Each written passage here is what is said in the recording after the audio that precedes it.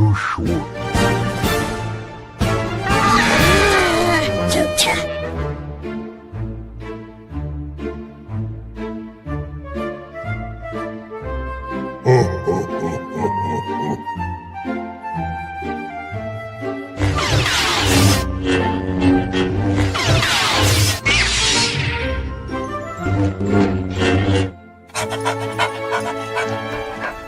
Spider Dog, I am your father.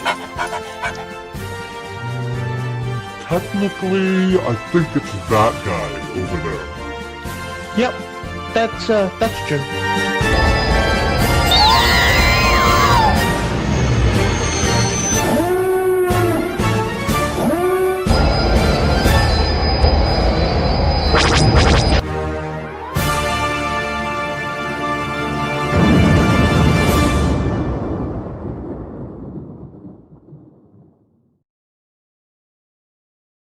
Oh, hello, everybody. Look at me. I'm Chewbacca. How are you today? Hope you liked that intro. That was fun to make. I'll make you watch it again a little bit later. Or right now. Hey, happy May the 4th be with you day. I am a big geek, and so is everybody who's here. I got a poll. Put the poll up. The poll. The poll loading. There it is. Is the poll up? I hope the poll is up.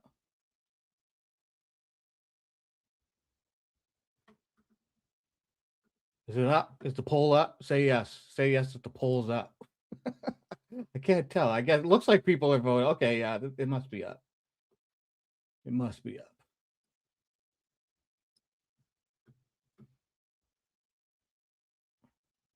Can I vote yes and shut up, nerds, in the poll? There's no nerds. Well, you might be a nerd, but I'm not a nerd. I'm a geek because I'm not good at math.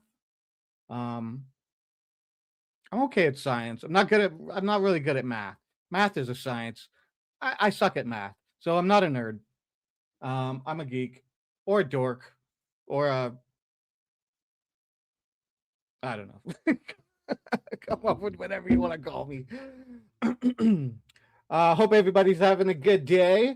I'm going to send out some links to some people here and have some people up in a little bit. I wanted to do. What do I want to do? I'm going to talk about how I came to love Star Wars first, because I'm going to ask people questions about it once they're up here and find out what made them like Star Wars. But who's here? Who's here? Miss Metcalf's here. Hello, partner in crime. Angel Gamer's here. Joey's here. Muxer's here. Okay, Muxer. Keeping's here. Toot toot. Toot toot. Who's on it first? I got it. I think I only got one toot there. Keeping's here. Killer Mel. Hey, showing some love. Hey, Killer. Thanks for showing some love, man. Linda's here. Hello, Linda. MST. Hey, MST. Keeping, I already said. Lola's here. Alan Killian. Dr. Phil. Hey, Dr. Phil. Kfar doesn't drive the spaceship. He does not drive the spaceship. He does toot though. Your thing looked really cool. What I saw today there, Dr. Phil. I'm gonna go check it out. Probably tomorrow. But yeah, it looked cool. I want to see everything you were showing and doing there. If anybody hasn't seen it, go check out Dr. Phil's channel. I'll throw it up here. I will throw it up. I will vomit it onto the thing. Where's my list? There's my list. And we're gonna copy that and we're gonna paste it right over here. And we're gonna hit the send.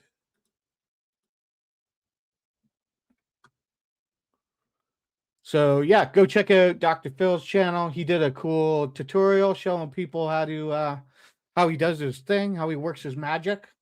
And probably pretty informative for anybody looking to know how you do some of this AI stuff and mess around with it. Spartan's here. Is that a hoodie or a onesie? It is a bathrobe. It's too long to show the whole thing, but it's it's a big bathrobe that I'm probably gonna take off in like 10-15 minutes because it's gonna get hot. It's gonna get hot in here. Stan Hayes is here. Hello, hello. And I think that's it. I think that's it. If I oh, Michael Wyatt's here. Hello, hello. If I missed anybody, I'm sorry. Just keep chatting. I'll probably see you and say something. Say something hot. It's gonna get hot in here. Here's one of my favorite things. You know what I'm gonna call this stream? How to hopefully not get a copyright strike. We'll see. I don't know. I'm not playing too much stuff. I mean, I'm not monetized. I should be able to get away with some stuff. I'm not playing any full-on Star Wars stuff. Well, I am playing some Star Wars stuff, but not like the movie straight up kind of thing. So yeah, as you can see, I've got some props. I got some Darth Vader going there. I got a Sand Trooper helmet. It's kind of hard to tell it's a Sand Trooper helmet. You can't see the paint detail on it. It's not. It's kind of cool. I'll show it to you in a second. I got a Sand Trooper staying there with some Boba Fett. I got a TIE fighter in the back. I've got Chewbacca, who you've seen. I've got R2-D2 and C3. Oh, I forgot to turn them on. Oh, I'll turn on C3PO too.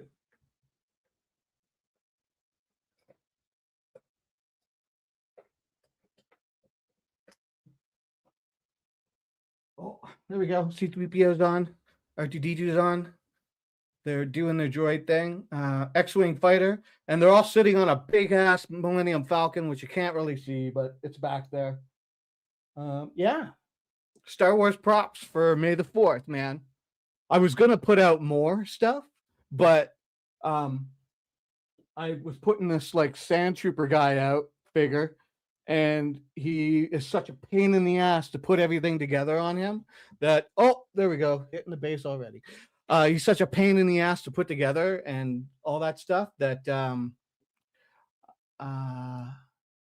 yeah, I was like, screw this. I'm not putting any more out. He's wearing a costume. I am wearing a costume. Tomorrow night could be Revenge of the 5th, and we could show Todd drunk. Yeah, we could. Oh, shut up, Muxer. I'm clearly a tribble.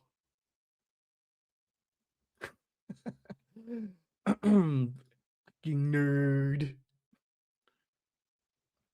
Carte Blanche is in the house. Hey, good day, Spider Dog. I'm here to take a screenshot of you in this getup. Enjoy the show.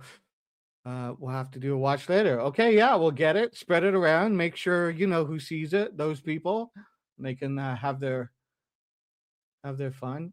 No bantha. Want a refund? Well, it's kind of like Galaxy's Edge, where they were going to have the bantha ride, and then they decided not to, and covered it up basically.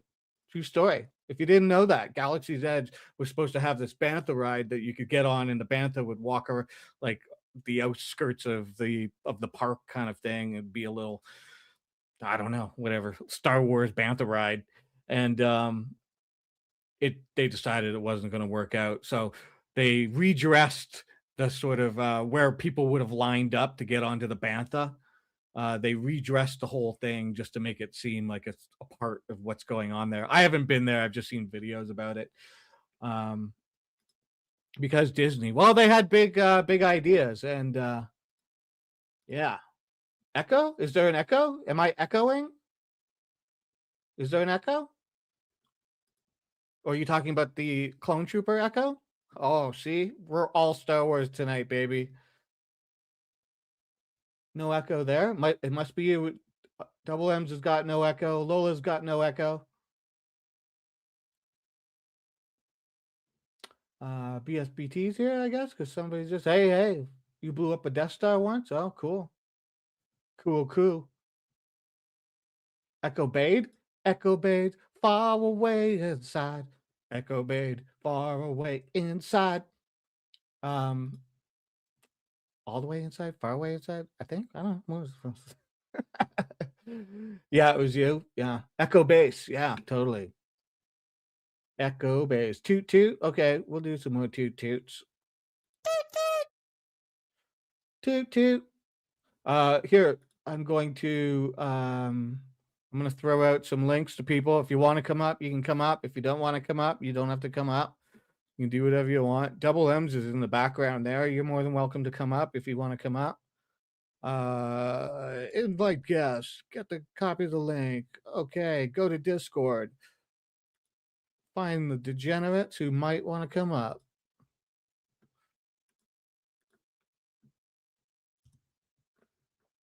There's one sent out. There's two sent out. And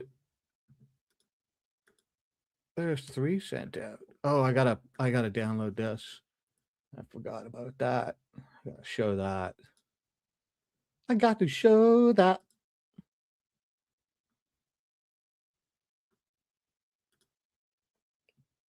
I got to show that. Boo, boo. I'll show it right now. Look at this douchebaggery. Check this out. God, like, just so bloody obnoxious. It's like, what's the matter though, Spider Dog? It's May the 4th. He's just being a May the 4th guy. Yeah, sure. Okay, whatever. Look at this shit. In a galaxy that demands strength, America stands ready. This is the way. May the 4th be with you. Go to hell.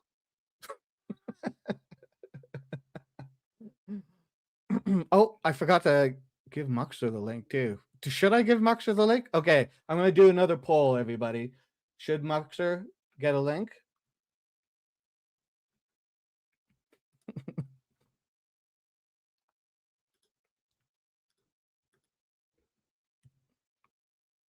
Okay, links are out.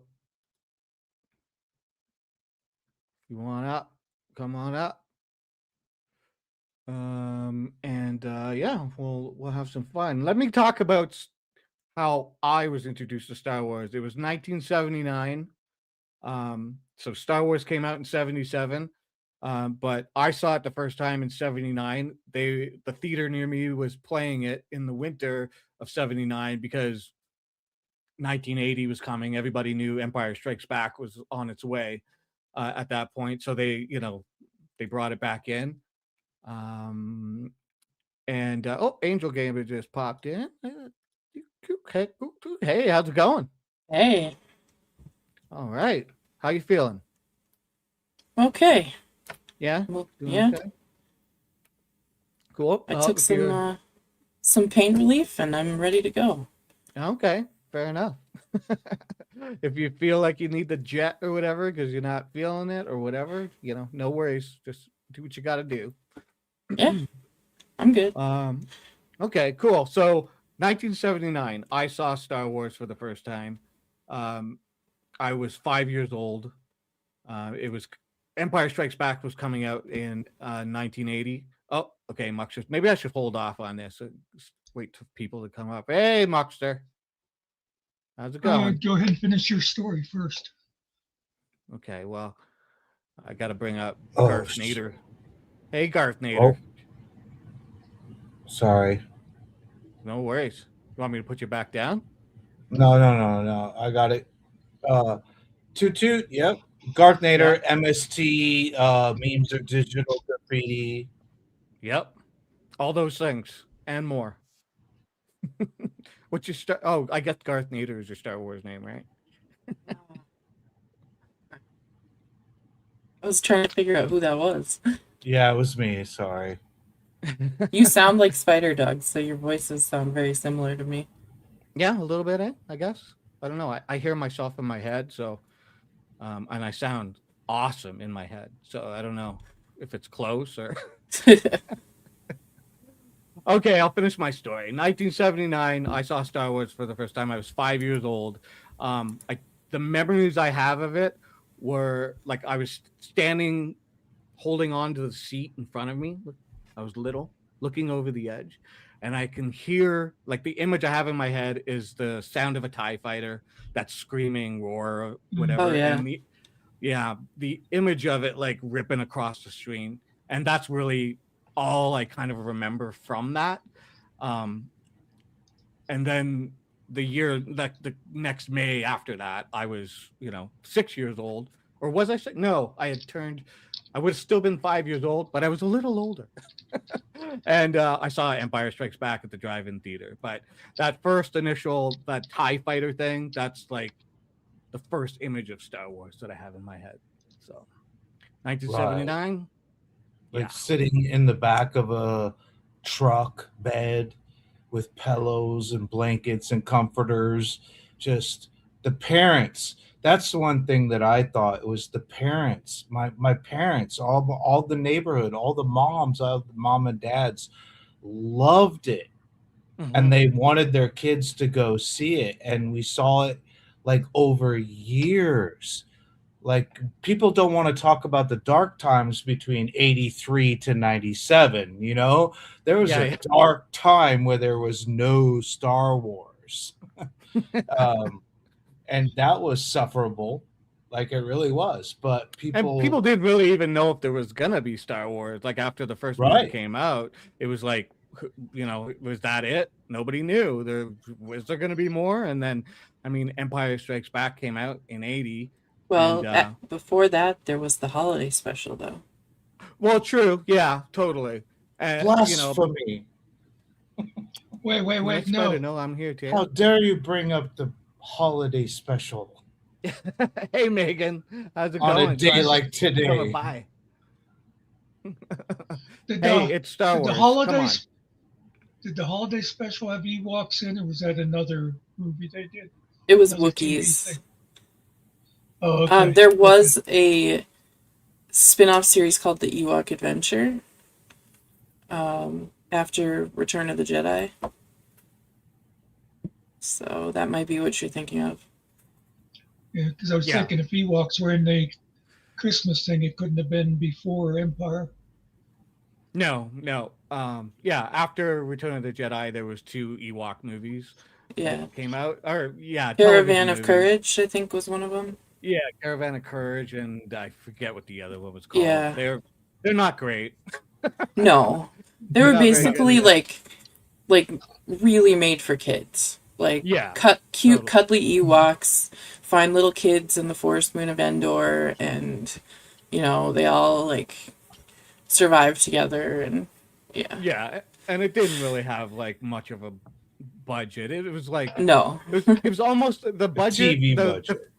Yeah, the feel of them is almost like you could compare it to like early Power Rangers. You know what I Mhm. mean? Like the costumes are okay. Like the Ewoks didn't, they looked like teddy bears. They didn't really look like they did in the movie. They Yeah. had a more static look to them and whatever. But I mean, it was still No. cool when you were younger and you were a kid. It was like, oh, it's Star Wars, and it was a little disappointing though because I remember being like, where's Luke Skywalker? Like, where are the people I want to see? And they weren't there. It was just like Wicket and stuff like that. Dickbag Life Day is a Wookiee holiday. It's not today. Yeah. Yeah. It's their Christmas. I always Today thought is Star Wars Day for everyone that loves Star Wars. Right. Let's talk about the positives. I mean, about Star Wars. Well, before we do that, I want to hear everybody's story. Like, what's your story? How did you see Star Wars? Did you see it at a drive-in? Yeah, in the drive-ins. My parents, Okay. like I said, my parents loved it Yeah, so okay. much more than I did. I just was mesmerized, Mhm, right? Like, yeah. as soon as I saw the cantina scene, I was like, that's the world I want to live in. Yeah. I mean, that like it made complete sense to me. Like, but how the technology as it rolled out was just, it seemed detrimental to Lucas's mission, where there was a time from the early 80s to the late 90s where there was no Star Wars at all and no Mhm. hope of anything coming out. No. I'm the kind of person, I've been to every single midnight showing since 1997, the special editions to the Rise of Skywalker. I love Star Wars. I have many opinions, as everyone does, but I love Star Wars. I have to see it before everybody else because I have to make my own opinion because it had a tremendous impact on my entire life. It's like a Bible to me. It really is. Yeah, I feel like it's a Bible of a way to live your life, and there's so many metaphors to being a good force, good positive. You're always like looking out, and like there's definitely flaws with all of it, but I love it so much that I can't like I can't explain how much impact the movie has had on my life. Oh, I understand, man. It's a lot of society. I mean, it's a cultural phenomenon. I was saying the other day, um, on Sunday, yesterday, when I was streaming with Double M's and stuff. Am I a freaking Ewok? No, I'm a Wookiee, but Your same beard thing. covers up your bandolier. Yeah, my bandolier, you can't see it. But I'll be an Ewok too. I'm into that. Um, I was And saying also how with you, Laura. how you can go into any store now. Like if you go to a mall, maybe not every store, but like I'm gonna say like 90%, something like that. If you go in and you look around or you ask and say, "Is there anything here with Star Wars on it?" There's gonna be something with Star Wars on it. Like everywhere you go, there's Star Wars. I go to like antique places and do antiquing, and of course, there's Star Wars stuff. It doesn't matter where you go. There's Star Wars everywhere. It's so prevalent that I think a lot of people just block it out at this point because it's just like a daily thing that you see. You don't even realize it, but it's there. I mean, it's on packaging. It's food stuff, like whatever. It's insane. It's literally insane that it did this, but here we are streaming, talking about it. What about you, Angel? What was your first Star Wars moment that you remember? Well, I'm a little bit younger than you guys, so Yeah, that's cool. I all three of the original movies that came out before I was born. So, but my dad was a huge Star Wars geek, and he made sure to introduce it to us early in life, and he didn't spoil the whole Darth Vader is Luke's father thing, which I'm glad for. So it was a very, very shocking thing for me as a child. I remember that. Yeah. And I, growing up, I just got really into it. I really nerded out about it. When I was in junior high, episode 1 came out, and I got really excited for that, the lead up to it and everything. I played the Star Wars CCG with my friends, which is like Magic cards but Star Wars. Yeah. I won a life-size Yoda from Blockbuster Video. Cool. It was a statue of it. Yeah. You showed me a picture. It's very cool. Yeah, and it lived in my room for a very long time, and occasionally scared me when I woke up at night, and I had a lot of, because it was like a life-size statue of it, and like a total, not just a cardboard cutout thing, and then I ended up getting some cardboard cutouts of like Jango Fett and things, and I had those all in my room and collected all the toys and all the stuff that was coming out. And when we went to Disney World, there was only one ride there that was Star Wars themed at the time, and it was the droids. Yeah, Star Tours. Yeah. And I loved that, and totally. It was so much fun, and I never got to go to like the Galaxy's Edge or anything yet, but someday maybe. I would dress up as characters for Halloween, and I had the Queen Amidala Barbie dolls. I had all of those. Oh yeah, cool.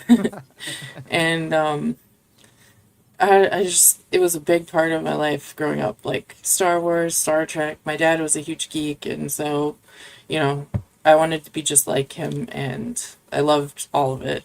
And yeah, Uh, that's cool. It's neat. So it's like a lot of the us old folk weren't yeah, impressed. Like I liked the prequels. Like it was cool just to get new Star Wars, and that's yeah, the mind frame I was in. But there was a yeah, lot of people who were like disappointed and whatever, just yeah. being dumb about it or whatever. They were never I better than the originals for me. Like, well, yeah, totally. I get that to a degree. Like it was different. It was new Star Wars, and it was sort of made for the generation that was there at the time. Like, yeah, of course, And it I'm was always casted by the worst child actor ever in the history of cinema. well, yeah, I get it, but point being that like I wanted to get to is that what's really interesting is how us old folks love the originals. I mean, people love the originals, but to me, that's the Star Wars I grew up with, the whole thing. hmm, It's neat seeing people from your generation actually, like now, all these years later, those are the films that they love. They love the prequels, like oh because yeah, those were the ones they went and saw. They like the originals and the whole thing as Yeah, well, that but the prequels were just like, I mean, they were kids at the time, so it makes sense. It's no, like, I well, was a yeah, kid. I was a kid in '77. I was a kid in '80 and '83. They're made for kids. yeah, I totally. mean, but it just the Jar Jar just I could do without. I know there was little things, but people said the same thing about Ewoks when they saw Ewoks the first time. People were like, mhm, "This is so dumb. I can't believe there was teddy bears in a Star Wars movie." Now, I mean, even when I saw it, in '83, I thought it was cool, like, but I was like, "Wow, little teddy bears! Like, it's kind of weird." But I certainly didn't hate it. But now today, I love Ewoks. Like, I have a mhm, collection of Ewoks, like of figures and the whole thing. Like, I droids and Ewoks are my favorite thing to collect, just because. Um, I mean, Ewoks were just a thing that people didn't like originally, yeah, so it's like I kind of like that, the fact that that's the way they turned out, and so I collect those because yeah, it's and like my dad took us to the theater because they released the original movies in the theater when they were, remastered. And then they also released the special editions in the theater where, George Lucas used some CGI to add in like Jabba the Hutt, oh and yeah, yeah, yeah, yeah, yeah. they added all these extra scenes like an extended cantina band and all that. So they made Greedo shoot first and everything else.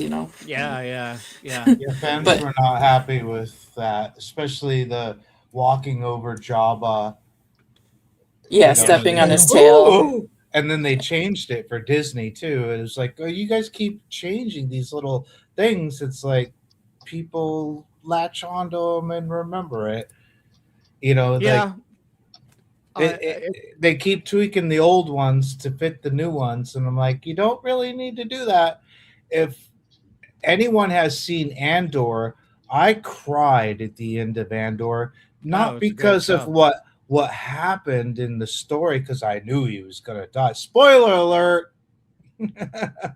But the point was that I knew that Disney was never gonna get any better than that. They had the guy that created the Jason Bourne series to write the script, and he just nailed it and knocked it out of the park. Like, you can play in that era of the rebellion forever, and I hope that they do, and I hope that they revisit it often. But Yeah. they also are trying too hard to try to tie all the sequel trilogy to the prequel trilogy to the we're going to go 300 years. ahead of time, Yeah. of the Padme and the old Republic, and like it's starting to get confusing, and it It doesn't can need to That be be. was that confusing. It's a that great was actually story. that was actually Lucas's original vision. He was going to um, the extended 300 years into the future. I mean, there's so many Could be. places to dance around into. Like Yeah. there's like I don't understand why everybody's so upset. It's like if I get a little bit of Star Wars, I'm happy. I'm a happy guy. I like it. If it's like the Skeleton Crew, it was really Okay, you good. know what? Before you go on, because I want to go over some of the shows that came out. I want to ask people if they've seen them, what they've seen. We don't have to go super in depth, but you can say this when I we just hit get certain really things. I just get really excited about Star Wars. Yeah, no, totally, man. It's all good. It's all good. I I want to think hear we from all do. Muckster though. Muckster was a little older than all of us. He was like, I think, what was it, 125 when you saw Star Wars? Yeah. Well, let me hit a couple of things you said about. Um, you were talking about the bantas, a little trivia that I'm sure most of you geeks know, but others might not. That oh no, I'm not the bantas. I'm sorry, the Tie Fighters. I'm mixing Oh up my yeah, elephants. yeah. That Tie Fighter sound, they Hmm. did that by taking an elephant's Yeah. Yeah. howl or whatever you call it, and mixed it with I think a car skidding on wet road or something like that.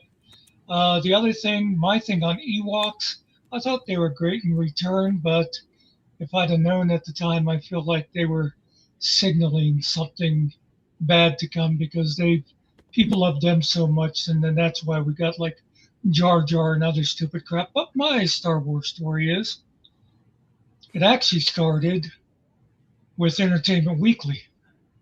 They did a feature article on it. That's the first I'd heard about it. And they showed scenes of them filming in, I think, Morocco. And I was in college at the time, and we went. And one of the things I remember, I was just talking to Phil about this earlier, because we were talking about how the special effects have changed, and and a Hmm. lot of that stuff looks cheesy now. I can remember when they first went into hyperspace, the whole audience like went, "Ooh," and leaned back in their chairs, just like sort of. And the other thing I remember is being on campus in college, and you'd say to somebody, "Have you seen Star Wars?" "What's Star Wars?" "You're going to find out tonight." "Yeah." "Have you seen Star Wars?" "Not yet. We're going tonight." It was just like this whole cult thing started around it where you Yeah. had to induct anybody else into it. And I must have seen it at least 10 times by wanting to take other people to it. But anyway, that's a brief version of my thing. That's cool. Yeah, totally right. I wish I had been older and been able to see that whole phenomenon take place because, with the lines and everything, like, because it was just people were nutty about it. But I mean, like I said, I saw it in '79 and it was still popular. Everybody was like, "Oh, Star Wars is playing at the theater. Like, we got to go." And I went with my older brother and sister, and they had seen it already because they were like almost 10 years older than me. So, yeah, it was still going. Like 3 years later, and then obviously people were waiting for Empire Strikes Back, and I saw that in the drive-in theater, and I have a vivid memory of that. Like I remember watching the movie. I was just older, and it sticks in my brain better. And that year, that next winter, after Empire Strikes Back, we had this. It was just a crazy. I lived in a rural area, and it was a crazy snowy winter. Like there was huge snow drifts and the whole thing. And literally, I spent all winter outside playing like Empire Strikes Back. I was like whoever Luke Oh yeah. Skywalker, fighting the Empire or whatever, and like running around snow dunes and messing around and stuff. It became my life at that point. By the way, I kind of go two ways on the reissues. Hmm. Like I liked them adding Jabba in and him stepping on the tail. And that was actually something Lucas wanted to do originally, but they just didn't have the technology for it. But on the other hand, I don't like them changing Guido shooting first. And what was the other thing I was thinking of that They added that something scene with else? Jabba the Hutt. Well, that I liked, and that Okay. actually he meant that for the first movie, but he couldn't do Yeah. it. Yeah, there was something else they changed besides the thing of Guido shooting first. That, like, Well, I don't like when they change the Ewok story toys. that way. They Anyway, were able to refine like when they first filmed the first one, they had to like just put Vaseline on the wet lens to get the wheels out from under the speeders. Yeah, And so they were able to like go in and digitally, remove some of the Yeah. stuff and refine some stuff, and yeah. the One of the- dewbacks they added to that scene. And Yeah, one of the best things I think the reissues, like the special editions, did was it cleaned up and made the continuity of the Death Star battle, like the trench run, in Yeah. more coherent. Because if you saw the first one before any of that, it was very. It was Basic. like there's a shot. Sure. Yeah, there's a shot here, there's a shot there. Somebody's talking, Luke's saying this or whatever, and just the continuity of it wasn't quite as good as it is actually now. That was the one thing that I thought was. I'm glad that they touched it and kind of made it more coherent. You kind of fly with them, and you feel the point A to point B to blowing up the Death Star, and it's not so chopped up kind of thing. Yeah. yeah, that kind of They stuff, added that kind of ion stuff is good. cannons and Mhm. sorry, Mux. By the way, Bridges of Toko Re. I'll just throw that out there. But yeah, that kind of stuff I like.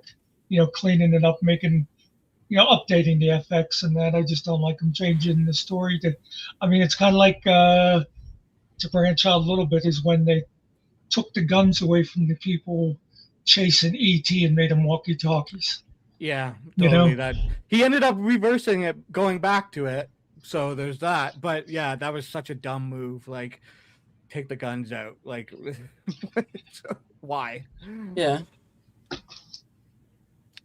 Yeah, when it comes to the special editions, I guess I'm more happy we have those. Like, I don't mind watching them. Just even if I don't like everything that George touched, I just think they end up coming off a little bit better. Yeah. Oh, the one big thing they changed was the Sarlacc pit. Right. Yeah. True. Yeah, they added the whole. They added a like, beak to it and stuff. Yeah. Mm. Yeah. It brings And it to life a little tentacles bit. and yeah. Yeah, extra stuff. Yeah, totally. They still killed Boba Fett though. Yeah.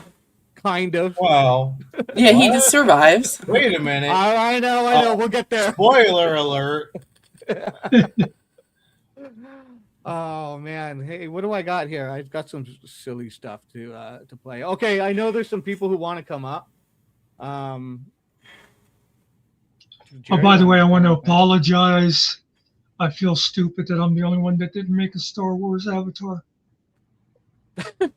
Okay. I was telling him, why are the Corellian Corvettes have like Mon Calamari like heads and faces on them? But I just noticed that. Oh yeah, totally. I just noticed that too. Yeah. The Fine. fucking squids. I'm like, those are some weird It's a fleshlights. trap. I didn't even change my avatar.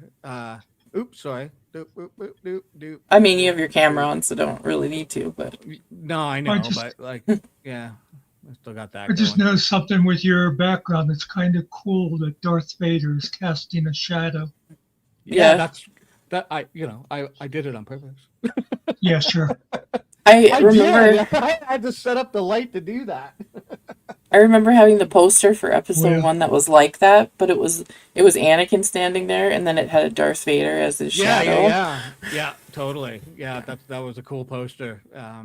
It's it's on the like the Tatooine Yeah.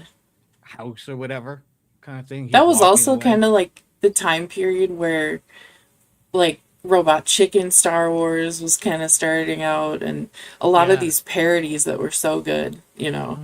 And I loved all of those, like jokes Yeah. and callbacks, and yeah, Yeah.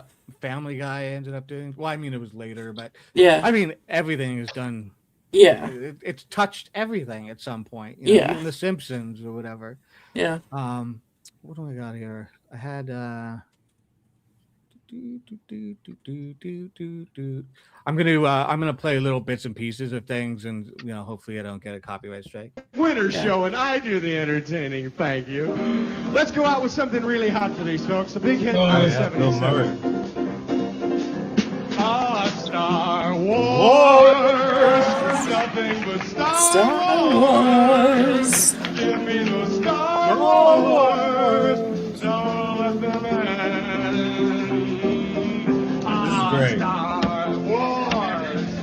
If they should Star Wars, please let these Star Wars stay. Hey. Okay, don't give me a copyright Yes. strike, SNL. Yes. I tried to But talk over that as much as I could because SNL will probably do that. Yeah, totally good. I've It even I've hit played SNL. I've played some SNL stuff and not gotten any notices or anything. So Okay. maybe especially with it being that old. Yeah, that's what I'm thinking. It wouldn't be such a big deal. You or whatever. used less. Things like this is one of my favorite. Where is it? This is one of my favorite bloopers. It's probably what I like about this blooper is that it's in the film. Like they didn't take it out because it was clearly the only I the already only know shot what they you're talking had. about. Take over. See to him. If you didn't catch it, anybody who's watching, if you didn't catch it, watch the stormtrooper on the right, in the back on the right. Take over. See to him. I love that. It's still in the movie. It's Yep. great. Is that the VHS version? Is that the dude to what? The VHS version. Yeah, probably, but it's in the So whatchamacallit, the Blu-ray version as well. So I have that Blu-ray Bible. So that actually stayed in the film, and like Lucas changed all the other little scenes and cutscenes, but didn't. It's like the touch whole 1,000 generations and 1,000 years. Yeah. Okay, Lucas. let's ruin Saga with 1,000 generations and 1,000 years. You wrote the fucking script. Well, it changes in your head, I guess. But what's funny about that blooper, I mean, not funny, but it's clearly there was no other shot. Like they didn't have an alternate shot to use, and so and it was important to the scene, right? Like the stormtroopers come in, and that's where the R2D2 and C3PO are hiding in the closet or whatever it is, the Imperial closet, and they come into the room, but they clearly didn't have another shot, so they had to use it, and you can't take it away. I guess you could with CG and stuff like that nowadays, but it's cool. I like that it's still in the movie. Something stupid about me. When I was watching it originally, the first time the stormtroopers come through the door, I thought they were robots. I didn't realize it was men wearing armor, Yeah, they digitally added when Han comes around the corner and like runs into all the stormtroopers. There's only like 2 or 3, and then they added a whole bunch of other ones. And I was like, they added a whole battalion. Was that necessary for the story? It's like if there's 1 or 2, you could have still turned around and ran away. Yeah, it wasn't just that there was 1 or 2, is that there was also cardboard cutouts of stormtroopers that you could tell that they were cardboard cutouts, and I think he wanted to mask that a little bit, and ended up putting in it's like a whole battalion of stormtroopers. So, I mean, I guess it didn't have to be done, but it. He didn't like the fact that you could tell that there was like these cardboard cutouts in the background that didn't quite look good, and there was You like know, 3 guys or something up front. something I just thought of is when you think about the first movie when it came out, the only actor anybody had heard of is Alec Guinness. Yeah. And just look at how big the rest of the cast got since then. Yeah. And even Harrison Ford was only like, it was only his first or second movie, I think. Yeah, Yeah, he done American a small Graffiti. part in American Graffiti. Yeah, Yeah. that was like his. Yeah. But Alec Guinness was he's a theater actor and a well accomplished Bridge to River Kwai or whatever. Bridge Over, Academy yeah. Award winner. He thought that the film was going to flop. He thought it was just like this. Why did I do this? But it's his most iconic role. Yeah, Yeah. well, he Yeah. was getting paid, right? Like he obviously wanted that paycheck, and what's awesome about Alex Guinness is he, like, whether he knew whether he knew what it was going to do or not, he was like, this is probably going to be my best movie ever, kind of thing. But he retained his image rights. He was the only actor out of all the actors that was like, no, like when he signed the contract, it was like, my image is my image, and I'm not handing it over to you. So for all those years afterwards, he was getting, whenever his image was used, he was getting a piece of whatever little pie that was there. But everybody else was younger and didn't realize and whatnot. And they signed over their image, right? So George has them all. Something else from my perspective that I don't think probably Hitchens as hard because when you would have seen the movies, you probably knew a lot about them already, is Empire. That scene of Luke, I am your father, that had everybody talking for the next couple of years till the next one came out. It was like, wait a minute, Obi-Wan lied to him? Wait, what about what? Everybody was trying to figure out how that could be. Was Darth lying to him then? Did Obi lie to him ahead of time? Yeah. Oh, yeah. I imagine most people now, when they see it, they know, what all the lore is going to be. Yeah, that's totally. I mean, if I had kids, I would have done my best to make sure that they didn't know. But I imagine there's a lot of kids that go into it just automatically knowing because they've seen. How do you get through it without not finding out that Anakin Skywalker is Darth Vader and the whole thing? But there were so many people who were like, no, there's no way, this is a lie. There's no way, but it was. Well, it's like the lie that Yoda told when he said, "The last of the Jedi you will be," and it's like, okay, if you go into Filoni and you go into all that, like you're like, there's a whole bunch of other Jedis. Ahsoka's been there the whole time. We didn't even need Luke. Like, and you have to explain it away with like they were basically like trying to inspire Luke and lie to him to make him think that this was all on his shoulders, right? Yeah, like, right. And then that was my problem with the sequels is that you took my childhood hero and you turned him into an old angry bum. Like you disrespected the fuck out of Luke Skywalker, and they didn't correct it. Only until Mandalorian came out, season 2, the last episode, did they give Luke some justice.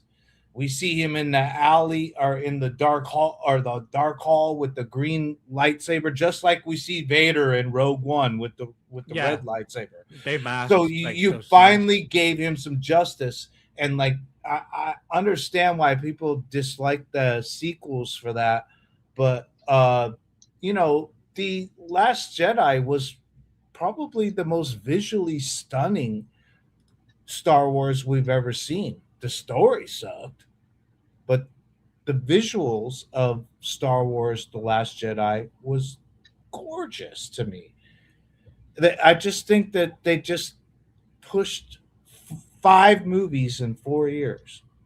And that and Solo is the one that got fucked, because Solo it's a good movie. It's a good escape. It's a good adventure. It's a good story. It tells and I thought that the guy in 5 minutes I was all right. This is Luke Scott, or this is Han Solo. Right? I get it. Yeah. I just got to deal with it. They're going to have to change some actors. They're going to have to recast some actors. But I liked it. I really liked what Solo was trying to accomplish, and I think that it did accomplish it. Its biggest fallback was that there was too much Star Wars. Yeah, well, I have likes and dislikes about everything that's come out. There's some stuff that I'm just not impressed with. There's some stuff where I'm like, this is not for me. It's for kids. It's just not for me.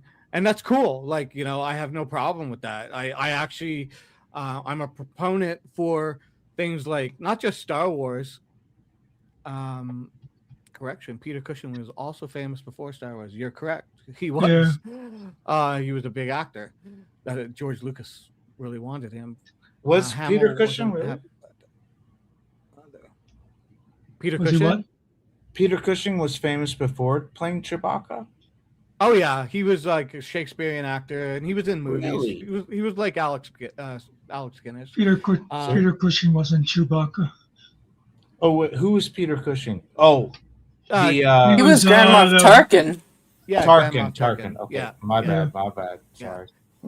Hamill wasn't happy about that either. I know Hamill is pretty vocal about he doesn't like the way Luke ended up at this point, and I agree with him. As I was saying, there's some stuff that I like. There's some stuff that. Thanks, Jeff. Thanks for stopping by, man. I know this ain't your scene, as you were saying, but I appreciate you stopping by, man. Some of it I like, some of it's for kids, some of it I think is like garbage, but it's still Star Wars, and I can always find something in everything that I go, oh, that's cool, I like that. But I'm not like the Book of Boba Fett. I don't think it did justice to the character. I think they missed mark on it big time. It was the Book of Boba Fett that turned into the Mandalorian, and it's confusing. I get it because I know Star Wars, but I'm sure a lot of people were like, why is this the Mandalorian all of a sudden? And like, I think they missed the mark on the character itself, but there were still cool things in it that I think are cool. And for the stuff that I feel it's like, this is more for kids than it is for me. I like that because I'm a proponent of making sure that this IP. It's the same thing with like when when Transformers 1 came out, the recent animated Transformers, and I saw a lot of adults going like, this is like a kids movie, and it's like, this stuff is for kids. Transformers was for kids. Like, I'm sorry, you've already got Michael Bay blowing everything up and like having like a half-naked girl on screen and whatever. I'm not against that stuff, but it's just like, can't the kids just have something for themselves? Because that's what it's for. It was a movie based on toys, for fuck's sake. Yeah, exactly. Like the original, cartoons and things. Like, so let them. I saw Transformers 1, and I was impressed by it because I was like, this is a great kids movie. Like, kids should love this. It's a really fun little adventure. It makes Transformers a little bit more palatable than a Michael Bay movie, type thing. So, when it comes to Star Wars, if something is like, if it fits for kids more, I'm into it. It's like, cool. That's great. They should. It's just going to help the IP and bring in the new generations into it. I mean, so yeah. That was like when Todd complained that they added a Teenage Mutant Ninja Turtle expansion to Magic the Gathering, and it's like, this is for kids. Like, oh, that's way off topic. Oh, hey, by the way, off topic. About a day and a half ago, you said there were other people that wanted up. You don't have people lingering backstage that you forgot about, do you? Oh, no. Oh, yeah. I know Dick Bag's got a lot to say about K-Far. Oh, sorry. I meant Star Wars. I thought you had said about you had other people wanting to come up. I didn't know if you forgot all about them. somebody put this Oh. up. Oh, I put that back there. Oh, okay, cool. I missed it. Yeah, Carrie Ah. Fisher's Yeah. treasure. Rest in peace, Carrie Fisher. Yeah. Um.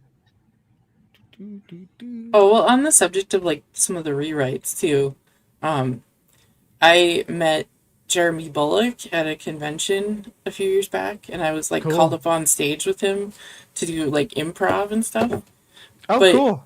now through the rewrites, like he's completely been removed from Star Wars now, you know? Pretty much. Yeah. I mean, you see him as a he's funny enough, he's in the scene where Boba Fett, when they're on Cloud City, Yeah. and they're taking, like, Boba Fett's taking the carbonite out, and there's Imperial soldiers with him. Yeah. He's also one of the Imperial soldiers, as well as Boba Fett. Oh, When okay. when they're pushing Princess Leia, like Leia's like, look, it's a trap, it's a trap. Yeah. The officer that's pushing her through the doorway is Jeremy Bulloch. Oh, as cool. well. Yeah. Yeah, because he was there on set, obviously, when Yeah. they were filming it, and they just put him in the uniform and whatever. But yeah, when it comes to Boba Fett now, the face itself is obviously Morrison, Yeah. Temuera Morrison or whatever, Temuera Morrison, however you pronounce his name. But yeah, he's kind of erased from it. Yeah. Spider Dog, you And said you didn't like the Obi-Wan series. No, well, there was parts of it I didn't. There's parts of it that I'm just kind of like, I don't think that was a great direction or whatever. And then there's stuff in it where I'm like, I thought was super cool. Like, I enjoyed obviously the whole fight between Darth Vader and Obi-Wan. I thought that was cool. Yeah. Some people still bitched about that, but I thought that was cool. And there was a few other little things. I'm not a fan of Princess Leia and Obi-Wan hanging out. It makes no sense. Yeah. That was my biggest thing. It was like they She's met lit- before, like you helped my father in the Clone Wars, but Yeah, we also hung out. It doesn't make any sense. It's like, it's clearly she doesn't know Obi-Wan Kenobi from the holographic, a message. Well, and just stuff. like, Leia, do you remember your mother? I mean, your real mother? Yeah. It was Ewan McGregor like using his producing money to finance it. Is really what it was. Okay. A little bit. Same thing probably. with Ahsoka having Anakin, the my shitty acting is ruining Sokka. That guy Hayden Christensen, come back for those roles. It's like they're financing it. They're making those things happen. Okay, Hayden Christensen was better than Jake Lloyd, though. Yes, for sure. That's Jake Lloyd. And fans want Hayden Christensen back as those scenes with him and Ahsoka and stuff. And the rumor is he's in the second season as well now. So it's the fans want that. And there's supposedly some other big thing coming for season 2 of Ahsoka as well. So that has to do with the Anakin Thrawn. stuff. Yeah. Can I, Little bit just new say- Matafa. What is it? Sorry. Why aren't you letting Excuse- Dick back up here? What do Where's- you mean? Is he backstage? Where's Dick Beck? I know Dick Beck has a whole He's- bunch to say He's about not even Star Wars. backstage. He's What are not. we gonna say, Muxter? I'm sorry. Yeah. I didn't- Because, well, I was going to say MST is starting to scare me. Because he's got 47 Star Wars avatars. Yeah, he does. I am a connoisseur. I think it's called obsession, but that's, Hey, Potatoes, look tomatoes. at this. Look at all this stuff. It's like, and this isn't even like a tenth of my collection. Like, it's- Yeah, I have memes. He has toys. Look at him. He's hey, they're dolls. They're Dolls. high-priced collectible Did you dolls. catch- Okay. Did you catch They're me not playing toys. with my dolls again? They're fucking expensive dolls, man, and absolutely stupid. But Who can out geek each other now at this point? Let's have a geek off. I wanted to bring out more. I was gonna bring I wanted to bring out. I have a Darth Vader. I have like all the characters. I wanted to bring out the Darth Vader because it's really cool. But it's just setting them up is the people who want these things. Like I like them. There's some people who are insane 1-6 collectors of these figures, and they want them to be like they're like the old GI Joes. Like they have real buckles and everything is real. Like it's and which is cool, I guess. But when you set them up, you just put them together, it's just that stormtrooper was a pain in the ass to set up. It took me forever, and that's why I was just like, okay, I'm not doing anymore. This is good enough. It gets the point across. You're a geek. Yeah, we're all geeks. It's okay. It's normal. I got something here. I like this. This is my favorite. Me? Heard of you? Who hasn't heard of yogurt? Yogurt the wise. Yogurt the all-powerful. Yogurt the magnificent. Please, please, don't make a fuss. I'm just plain yogurt. I can't wait for that movie. I have low expectations, but I have high hopes at the same time. Yeah. I'm gonna see it. Obviously, I'm not going to expect anything. I don't know what to expect. It's gonna be if it's Mel Brooks, right? Because he didn't write the script. So, but I'm sure he's approving it. It's gonna be dick jokes and fart jokes and Jew jokes and whatever. It's gonna be mostly the same thing. So, good one.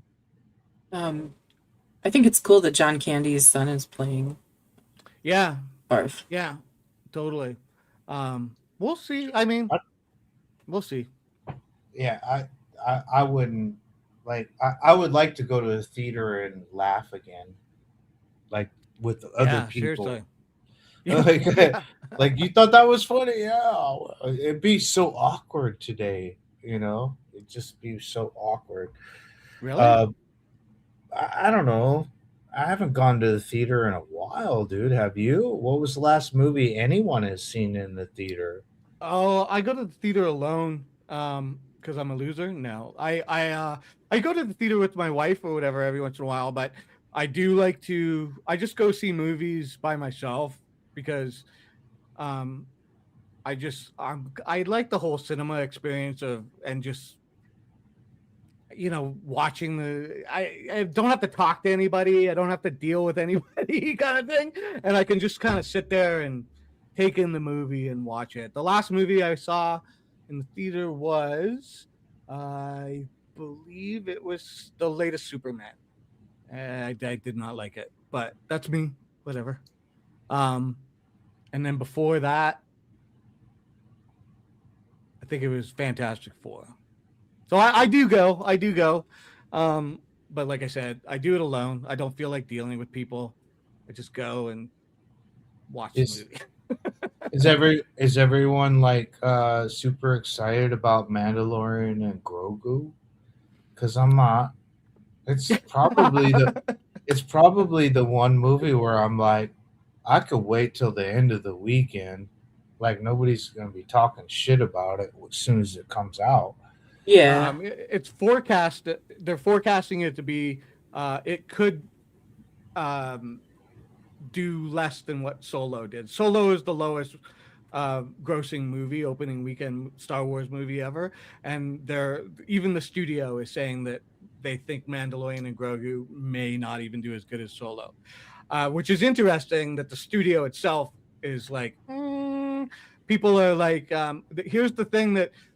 I don't understand why Lucasfilm didn't realize this, because Marvel figured it out, is that the TV shows, there was the saturation of all the Marvel stuff through the TV shows hurt the movies, especially when there was a television character in the movie.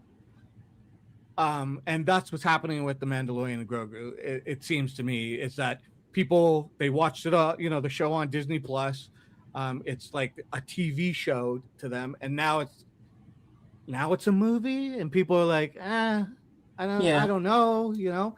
I think Yeah, it's I gonna, don't know if I like it that much. yeah, I Well, think it'll be okay, but I'm not like, I don't have high hopes for it. remember the original Clone Wars series that was like on Cartoon Network? Yeah, the Gennady Yeah. series. Yeah, yeah, yeah. And then That's there was right. a Clone Wars that came out in theaters that was terrible. Mm-hmm. And then they made that into a TV show basically. It was kind Yeah. of like that ruined it for me for a lot of those Really, stories. like the Clone Wars got really so. In the beginning, it was a little bit campy, but then as it went on, it ends up getting really good. It actually, there's some seasons of the Clone Wars where it ties in some really neat things that like make the prequels and those things kind of like make Yeah. more sense. And then stuff after the Clone Wars, like the Bad Batch, is like it's an unbelievable show. I love Hmm. it. I like the characters. I think it fits really well within the Star Wars universe. And what I like about it is it's not legacy characters. It's like, you know, I like when they start doing stuff that's like, you know, it's not Luke Skywalker and all that, because Hmm. it's a galaxy. Like, I mean, there's a Yeah. lot of people there. You know, if you're gonna tell stories, don't keep trying to do things with the legacy characters and fucking that up, you know, kind of thing. Yeah. Because we have images of those legacy characters. Just like let them do the thing and do other stuff or whatever. And Yeah. I think that's where Lucasfilm is going at this point. But you know, that's what they've said. They've got that movie with Ryan Gosling coming out next year, I think it is, or in yeah, I Which think it's was next Oh year. yeah. Starfighter. which was the Gina Carano rework. They It had might a be. whole thing with the New Republic, and Gina Carano started saying stupid shit, Oh yeah. so they got rid of it. But I'm tired of seeing Ryan Gosling in space. Like, dude, come on, get a fucking different role. Like, be a retard that went to the White House and drank 15 Dr. Peppers or something. Fuck. I don't know. I'm kind of I, excited for Starfighter. It seems like it could be cool. So I don't know. We'll see. It's can I ask you a procedural question? Are you ignoring your chat? I can't see chat. And I I'm noticed you've had the same thing highlighted forever. oh right. Yeah, I am ignoring chat. I'm so sorry. It's fucking hard, man. I'm so bad at this. I love hockey. I hope everybody's having fun. Everybody's doing their thing. Oh, dragons. Spartan. What are they going to do for season 2 after zombies? Dragon stormtroopers? Yeah, that's they didn't need to do that. They didn't need to do the zombie stormtroopers at all. Yeah. I thought that was kind of cool. The witches and stuff. I Like, know, I get it. And there's comic books about the zombie stormtroopers and stuff like that. Oh man, the Ahsoka season. My problem with the Ahsoka like first season is that where they start off and where it ends, nothing changes. There's like the same. They're in the exact same position that they were at the beginning of the season as they are at the end of the season, except they switched roles, and like they're Ahsoka and whatever her name is they're where Ezra was, and Ezra's back over there. They just all switched places in the galaxy, and nothing. There was just nothing. There was not really any point to any of it. But we'll yeah, see what season 2 does. I don't know. yeah, I was kind of disappointed in Ahsoka the first season. I had high expectations for it though. Like, I thought, oh, this is gonna tie everything together, and it just made things more confusing to me. Like, Ahsoka is Dave Filoni's, creation, and I like Rosario Dawson as an actress. I respect her, and I think she nailed the role. But I feel like that whole story was just it was Yeah. worse than Skeleton Crew. It really was. Like, it was like Skeleton Crew had a better script and storyline than Ahsoka, and this is like you're trying to hand it off to the next generation, hand it off to Ahsoka and Ezra, and like, Yeah, and it's it just missed the mark. It wasn't interesting to me, and it was the only series that I really disliked from Disney. Like I've disliked many, but that one I just like you missed the yeah. mark. Yeah, totally. I actually like Skeleton Crew as well. The thing with Skeleton Crew, when when I first heard it coming out, and what they described it, it's like treasure treasure island in space, basically. Um, Yeah, and it and kind of achieved that. It and definitely. it is.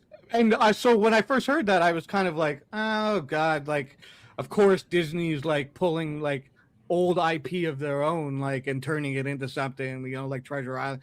And when I actually watched it, I was like, that was actually pretty good. It's almost like the Stranger Things of Star Wars or whatever. And Yeah, like a I was like, Goonies. yeah, right, exactly. And I was like, this is actually good for the IP when it comes to kids and the whole thing. Like this can help them relate and and see kids in the Star Wars universe. So I thought it was did okay, you know. It was, Hmm. yeah, and what's the lead actor? He was good. Jude Law, Jude yeah. Law. Yeah, he was mysterious. You didn't know if he was good or bad. I still don't know. And he was scary. Like if I was a younger kid watching it, it's like once you find out that he's not a good guy, sort of. He's kind of scary. Like if you're a kid, it's like this adult is being a dick. Yeah, yeah. I Yeah, a liked little bit. Andor though a bunch. Like Well, yeah, I yeah. cried at the end of Andor the last 5 minutes, not because of Bix, not because of I know Andor, spoiler alert, he dies, uh, but because I knew Star Wars would never be as good as that. I just it blew me away, like, and made me cry because I knew it in my soul that Star Wars will never be as good as Andor When ever. watching season two and coming down to the last, like I didn't watch it when it was airing. I binged it afterwards. And coming down to the last like 2 3 episodes, I was like, this sucks in that Yeah. I don't want this to end. Like I want to Yeah. these characters are great. This is exactly the way It's Star Wars should be. brilliantly written. It's Oh, it's just unbelievable, man. It was so it's good. There's so much to say about it. That was like hit the mark, like bang on. right. Yeah, when And people say that Disney sucks at making Star Wars, fuck you. Watch Andor. That yeah, was brilliant and filmmaking. Period. and Across the board. I think here's the thing is I think that was less Disney and more drawing a blank on his name. The guy who wrote directed it or Tony whatever. Gilroy. Yeah, exactly. It's just he's the guy that made that happen. It was his vision, obviously Rogue One and then into Andor. It's yeah, Disney couldn't have done that without him being the And one that's that like had the what, vision of it. like 9 hours of Star Wars? Like Yeah. like it's probably more than that. But I There's mean, it was episodes just in there's episodes in that last season where I was like, yeah, I was shook a little bit. Like the whole essentially, if you haven't seen it, whatever, it's kind of a spoiler, but it's kind of like genocide that takes place. It's that episode I was just like my mind I turned it off and was silent and was just like, wow. The thing about the second season of Andor is it's so fitting for the time that we're living in right now. yeah, right. It, They nailed it. Like yeah, yeah, every and at that time too, when those episodes debuted, it was exactly what was going on, and it yeah, was kind of like very Matrix, very oh shit, these guys they hit the mark, and they yeah. like and there no apologies, I've like noticed no Megan's apologies. Yeah, I've noticed Megan saying she wasn't really into it. and she tried to get into it and stuff. And I totally get it. I'd say give it another shot if you can. Yeah, yeah. Um, Try to give it another shot because because it's like it's the writing is so much more mature than anything else mature. Yeah, that you yeah. see in other shows and It's whatnot. And made for the original '77 crew. yeah, yeah, Like it's like you're grown ups now. You got to think about this. We're gonna be intelligent. I think it was just remarkable timing as well because of the situation in the world we are in. But yeah, it was also like generous, very generous to that genre and that era and that time frame where we're going to go completely outside of the script of Star Wars that but we're going to dance around in it. We're going to play around in this little scope of the Empire being in control, and we're going to show you that the Empire was ruthless. Why would a rebellion yeah. It does a good job at that for start? sure. Yeah, It and shows that like that to me people, is brilliant, brilliant television, brilliant. yeah, yeah. No, I agree. It really painted the picture of why there was a rebellion and why you know the empire wasn't. You did not want to live around. You did not want them around. You did not. Yeah, It was oppression, right? And yeah, it makes sense, and it fits in with fascist. that's exactly what George Lucas's head was when he wrote the original thing, right? I mean, Right. Princess Leia with the buns on her head, it was totally tied to like the revolutionary looks of stuff, of like stuff that was coming out of South America and whatnot at the time. Like, you're a proud Sith, Megan. Cool. I like the Sith. I'm proud Sith too. I always root for the dark side. Hey, that's kind of the fun thing, right? Like Darth Right. Vader being the villain was like it's kind of cooler than the heroes. Yeah, he is way cooler. Fucking Vader. I would love to see if they're gonna do a spin-off movie. I would just love to see just Vader go on one mission where he just kicks ass. Like he just Yeah. terrorizes the whole like systems, all the whole galaxy, and he just instills fear and he's just ruthless. He just rips Yeah, show like him his being like super evil. competitions. Yes, super evil, just awful, and it ending on a bad note, like no happy ending. The ending, right? Yeah, Just yeah. play around there and make him evil, make him like, why was he so The comic feared? books Because do that. yeah, You get how a do you little feel? bit more of that in the comic books, like when you get to see Vader go off and do things or whatever. But it would be cool to see something like live action for sure. Yeah. How do you feel about? Have you seen a lot of this? There's a lot of AI stuff that's come out in like the last 4 or 5 months. That Mhm. uh, how do you feel about that? Like that seems like that's I th- infringing on intellectual property. It is. It totally is. Disney has said that they aren't happy with it, and some people are having their stuff taken down. I If you're not making money off of it, it should just be status quo as it has been in the past. Like especially with Lucasfilm, like Lucasfilm allowed fan films and stuff to be made as long as they weren't profiting from the stuff. Um, I think what Disney doesn't like about some of the things that have come out is there's been some things that are pretty damn good. Some of it's super cringe and Yeah, bad, but there's been some things that are like really good, and it's like really wow, good. yeah, it's it's Yeah, like really good. Like, oh shit, you should be scared.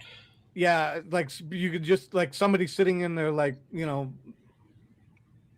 basement with a computer, and they're just making stuff that's just as good as what Lucasfilm is doing, and it's like, Yeah, ouch. in a half hour. Yeah, In a it's half slop. hour and downloading it and spreading it everywhere. Yeah, I It's agree that it's it slop, dickbag. A lot of it is, most of it is, but there's a few things that I've seen where I was just like, and it tends to be the stuff that's not related to necessarily to the legacy characters, like sort of like side little Star Wars things. I've been But seeing a lot of that stuff, man. I've been seeing a lot of that stuff. The whole Shadows of the Empire, the video game, has been redone in full CGI, where you can't really even tell if that's like they got Luke's little moles all over his face and stuff. It's like I haven't watched it. I've seen it. It pops up in my feed. Here, let's do this. Careful, you idiot! I said across her nose, not up it. Sorry, sir. Doing my best. Who made that man a gunner? I did, sir. He's my cousin. Who is he? He's an asshole, sir. I know that. What's his name? That is his name, sir. Asshole. Major asshole. And his cousin? He's an asshole, too, sir. Gunner's mate, first class, Philip Asshole. How many assholes we got on this ship, anyhow? holy. I knew it. I'm surrounded by assholes. Keep firing, Assholes. I love that movie. I think that's Star Wars canon to me.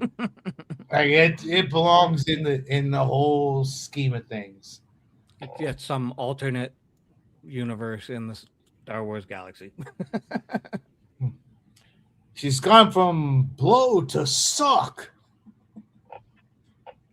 Yeah, I heard everybody that's alive is pretty much coming back. Pizza the Hut, yeah.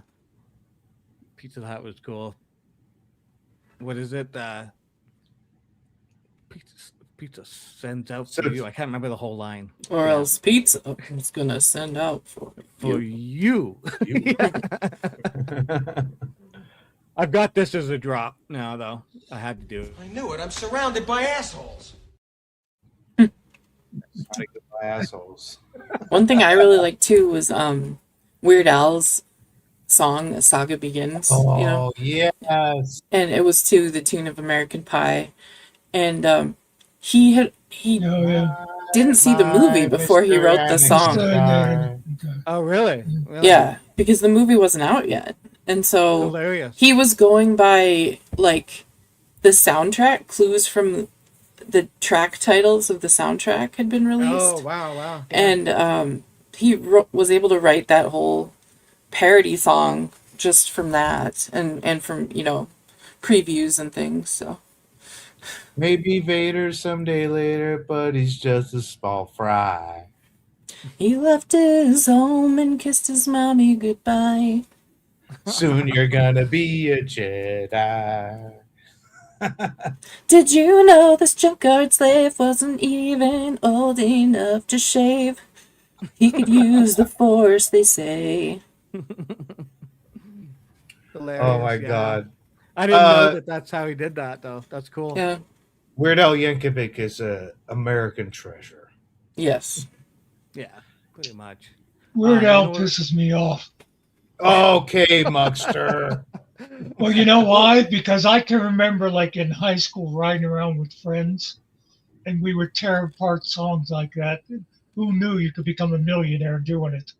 Right. Yeah. We do that same. Yeah. Yeah, totally. I mean, yeah, everybody used to do that or whatever. Mhm. But I mean, pretty smart, really, and like Yeah. do it with polka and stuff. Like, Yeah. you figured it out. You know what I'm gonna do? Just give me 2 seconds here. I'm going to I'm gonna take off this robe because it's fucking hot. I'm like sitting here like dying, and I'm like, why don't you just take it off, dumbass? What other time of year will you wear that? The winter, Christmas time. Is it a onesie? I'm in Canada. No, Yeah. it's a robe. Oh, It's okay. like a Yeah. it's like a bathrobe kind of thing.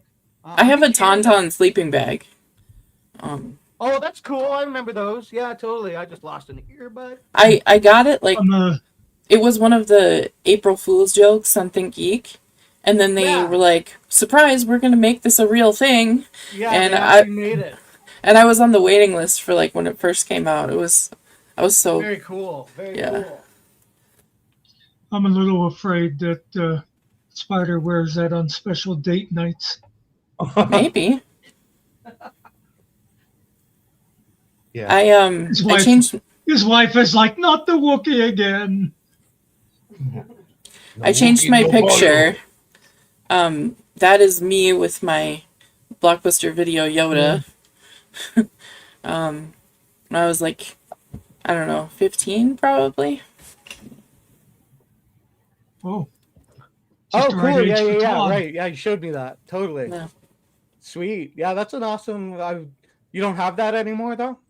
It's in storage, Yeah. Okay. but Because it's I'm probably probably worth gonna a lose pretty it penny. because it's been in storage for 10 years and I can't pay my storage fee anymore, so Damn. it's probably gonna damn. end up in a thrift store somewhere. Why don't you? You should go get it and then sell it and pay your storage. Oh, they won't let you in until you No. pay.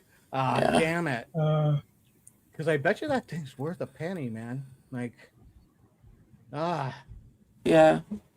oh, it's cool. And all the stuff from my Star Wars bathroom is in my storage too, and like. Okay, who had the No, Star Wars sheets?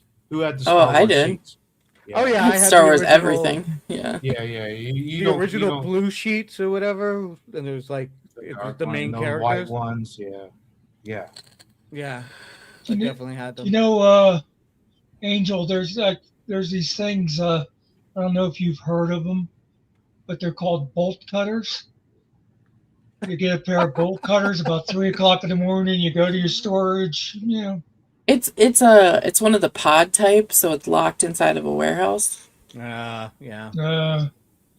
And Toss it. and there's these other things called a cutting torch. Yeah. I've got a few of those, but it's carrying the acetylene tank with you that's the problem. So you know what's cool about Yeah, this that- helmet? Sorry to interrupt, but it's this is an EFX. Oh yeah. Helmet. I'm not really crazy about the design of the like the way they made it, sort of like sandy like that. It doesn't really. It's not very. I don't know. They could have done better. But what's cool about this helmet is it was cast off the original stunt helmet for the Stormtroopers. Yeah, and it has the green lenses. The reason it has green lenses is because the actual Stormtroopers had green lenses. They show up on screen, they look like they're black, right? But they gave them green lenses because it was just easier to see when they're standing out in the hot desert. And nice. whatever. But yeah, it's kind of hard to tell, probably on camera. But the way that you can tell that it's cast off the original is all the original helmets were hand sculpted. Yeah. And you look at the detail, you can see that on this side of the helmet, it droops a little bit. Like this little section right here is a little bit shorter than it is on the other side. And the whole thing kind of droops. And I think if I hold it straight, but then like kind of tilt it a bit, it kind of like balances out a bit. Anyways, it's something you can kind of see it more when you're looking at it in real life. But yeah, it was cast off of that. So it's kind of a neat collectible. Yeah, that's cool. I have a Darth Is it Vader wearable? one, but it's Is it wearable or just for show? Yeah, no, it's wearable. You got to put it on like the originals. You can't stick it on like this. It's kind of hard to. Oh, you can kind of do it a little bit, but you kind of it's two turn pieces. it. Oh, okay. And then put your head in. So in Star Wars, when Luke Skywalker goes to save Princess Leia and he pulls off the helmet or whatever, you'll see he kind of like twists his head as he pulls it out because it's the only way you can get your head in it. You got to go like this and then turn it. So yeah, kind of a cool collectible. They weren't EFX was selling these. I guess it was like I don't even remember 2012 maybe or something like that. And they didn't do anything like to the inside. There's no like detail or anything like that. And they were pretty cheap. I think this was like maybe $175 or something like that. And they just did a big run of them. So I picked one up. Yeah, it's kind of a cool thing. Nice. I know there was other people who were looking to come up, but I don't know. I know Jerry was looking to come up. I don't know if he's still here. Sorry, Jerry. It's just like hard to deal with like people Yeah, especially open panels like last time. It's not that it's hard to deal with people. It's just that, we're all doing something. I'm doing something. I'm trying to do this and the whole thing. But I mean, if you're still there, Jerry, I'll let you up. I don't know if you're still there. Megan wants to come up. And I can drop down if you want other people to come up too. I don't. I can have up to 10 people up, so Okay. it's not really that big of a deal. But it's also Where are you at, dickbag? I didn't want to get overwhelmed. Yeah, where are you, dickbag? Yeah. He's probably busy. I know he wasn't feeling great yesterday, so. And last time when you put an open panel link, it kind of turned chaotic. Yeah, well, I'm never doing like I did that one night. Yeah. Like where I that was such a shit show. Yeah, that was so awful. Never let Chris Ryder up. Yeah, Chris Ryder is fucking douche. I have no desire to do that again like that. I'll do this where I, let people up. Do you want to come up, Megan? If you want to come up, Megan. I think I'll let you up. Like if you're letting people up tonight, I'd say the thing to do is as soon as someone says, "Well, Todd," or right, or whatever, you go, "Okay, bye." We're talking Star Wars. Oh, I'd be gone then already, because. Well, you haven't started shit about it. You just mentioned people. Yeah. So, Angel, let me say this, butting into your business. Mm-hmm. I wonder if you would post somewhere or whatever, like your that Yoda and something else. Maybe you could get someone to like pre-buy stuff from you, and you pay your storage. Then at least you're getting something out of it instead of them just taking it and auctioning it off. You know what I mean? You could maybe get enough that way that you could salvage other things that's in there. Just something to think about. Sorry to interrupt. This link is for Megan to come up. If people start clicking on it, whatever, I'm not just letting anybody up. So, I'll see who you are and that kind of thing. And then she just jumped in, and I'm going to. Yeah, there we go. Hello, how's it going? Hello, how are you? Yeah. Good. Welcome. Good day. Don't try, Darth. You fail miserably. So my Star Wars story started with the first movie that came out on my best friend's first birthday in 1977. She turned 1. I was 4 months old, and I'm a Darksider. I have Darth Maul just in this corner here near the bookshelf. I have Darth Maul. I have Darth Maul's dual-bladed lightsaber. I am the only one in Australia to have it, and I am learning the Duel of the Fates lightsaber choreography with a lightsaber sensei. I haven't done it for a while because I've hurt my shoulder, my spinning shoulder. I dislocated. But my first recollection of Star Wars was when I was in grade 2. We had music and we had percussion, and we heard. It was the first time I ever heard Maestro John Williams' Star Wars theme, because I grew up in the country and I didn't get to see the movies. My cousins in Sydney all saw it and loved it and were telling me I had to go and see it. So we learned the music, like the main theme, and we played percussion to it. But I have 2 rooms in my house full of my Star Wars stuff. Cool. Which is mostly Darkside.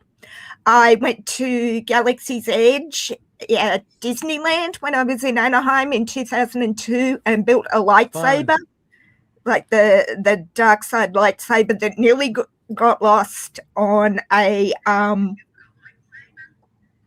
on the flight coming home. But I wanted to show you this because, as I said, I'm a huge Darth Maul fan. I collect Funko Pops. I have, cool. And that is Ray Park's signature. Sweet. Fun. On cool. the Mustafa. Sorry, not the. Where was the last jewel? With Maul. I can't remember. But you were talking about the prequels earlier.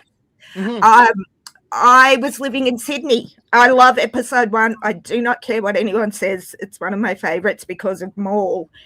And I was at a midnight screening, and Darth Vader was there wearing white tails, like a tuxedo, full tails, and a white top hat, and he's right in front of me, and I'm looking at him going, not good for the dark side, brother.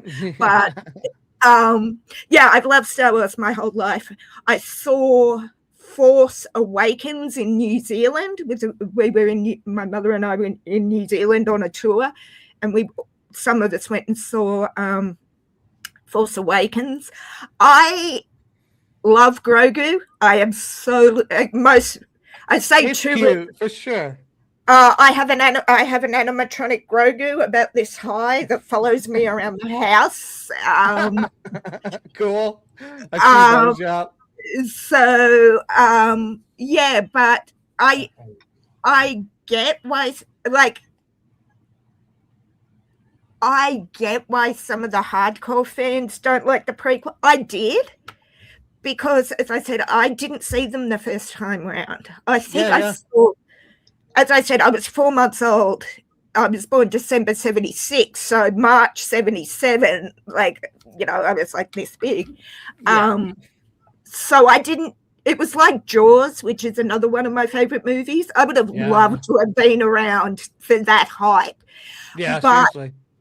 I think, you talk about the Luke, I am your father scene, which I fell through the floor. I was watching it at my grandparents' house, and I fell through the floor. I'm like, no effing way. Yeah, yeah.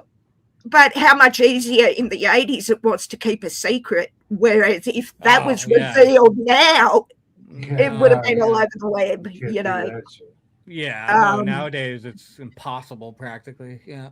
Yeah, so, that's my story. That's great. Yeah, no, I love it. I love hearing just, how they saw it, how they experienced it, and what it did for them. Clearly it inspired you into your adult life and whatnot, as it did myself. It's like, I think also for me, you were talking about the Jedi philosophy. I'm, the Sith code piece is a lie, all of that. I don't entirely subscribe to all of that, but I love the Muppets, and Frank Oz, who was Yoda, was Jim Henson's right-hand man with the Muppets. So I kind of love that sort of part of it too, and the actual artistry of the Yoda puppet. Like, I've seen Frank Oz, like how he puppeteered him, and when Mark Hamill had him on his back, and you see Hamill with Yoda on his back and Frank Oz sort of trying to stand out of frame while they take the photo, not to ruin it, yeah, that whole thing, like the Yoda was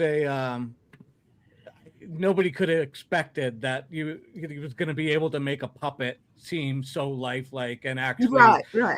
You don't watch Yoda like a puppet. That's what's really weird about it, And that's the beautiful thing. And knowing, again, because I'm, in case you can't tell, I have a PhD in geekdom with a master's in dorkdom.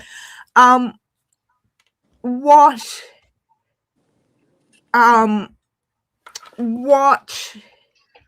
is so beautiful is that, he's a puppet. Like, now,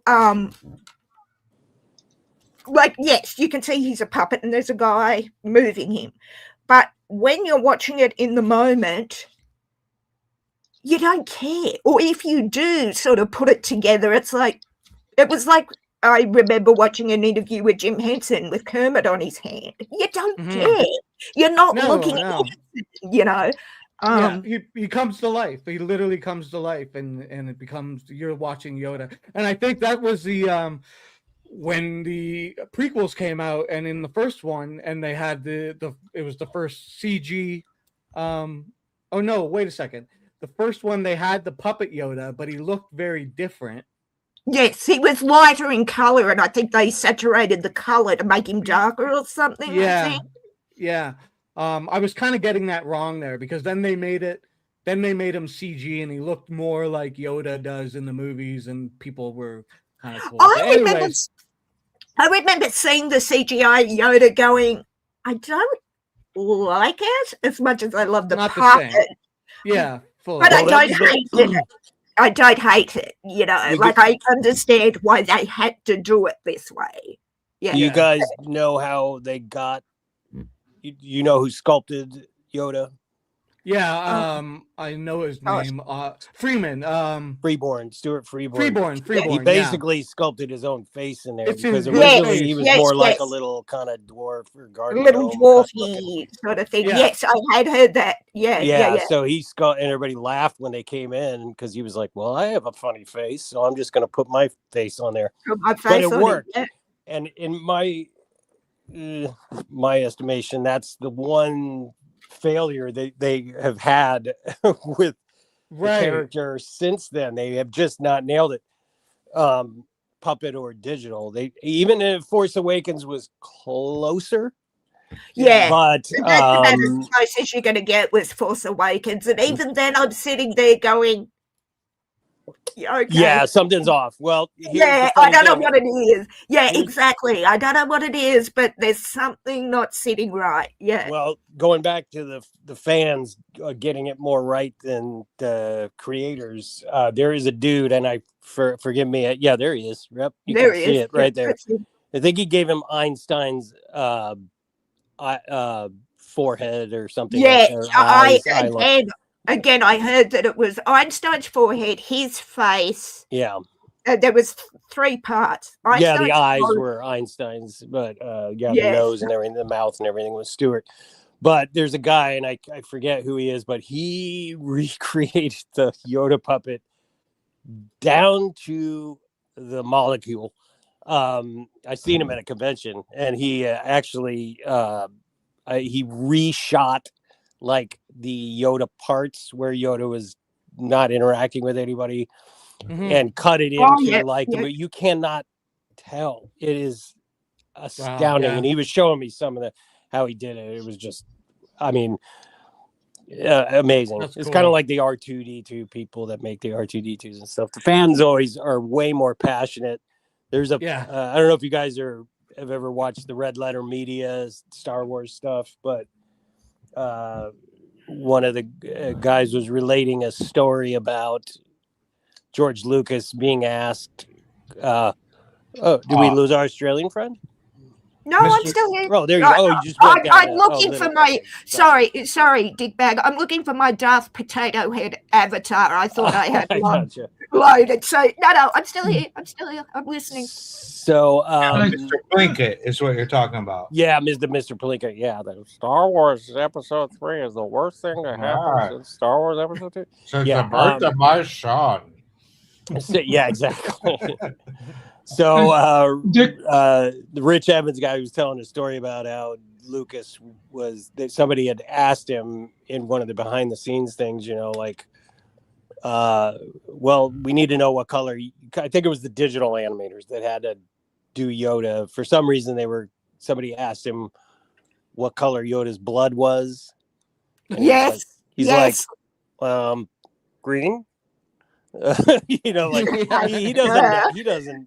know. He's like he's not concerned. He's like, why do I need? Oh, can I show you guys? I don't know how to do it, but I'll show you a picture of the dual bladed saber if I can. I'm not sure how to share it, so I might do it wrong. Hey, Dickbag, do you have an origin story? Everybody else told theirs. Yeah, it started a long time ago in a galaxy far, far away. Sorry, Dickbag. Sorry, couldn't resist. Well, yeah. I opened the door for that one. You did. So yeah, I was like, I was pretty young when the first one came out. I was kind of aware of it just through, I don't know, whatever media was, kind of previewing it. And I think they started selling some of the books and stuff ahead of time. I remember I had the novelization before the movie came out, I think. I remember it opened with a little snippet of the Journal of the Wills stuff that Lucas yes, like a little quote from it, and there was a lot of stuff in the book that wasn't like in the movie, but yeah, it was mind-blowing for sure. And the one person I really want to make sure gets credit in this whole discussion is Ben Burt. Oh, God bless him. I love that man. Gave us the lightsaber sound.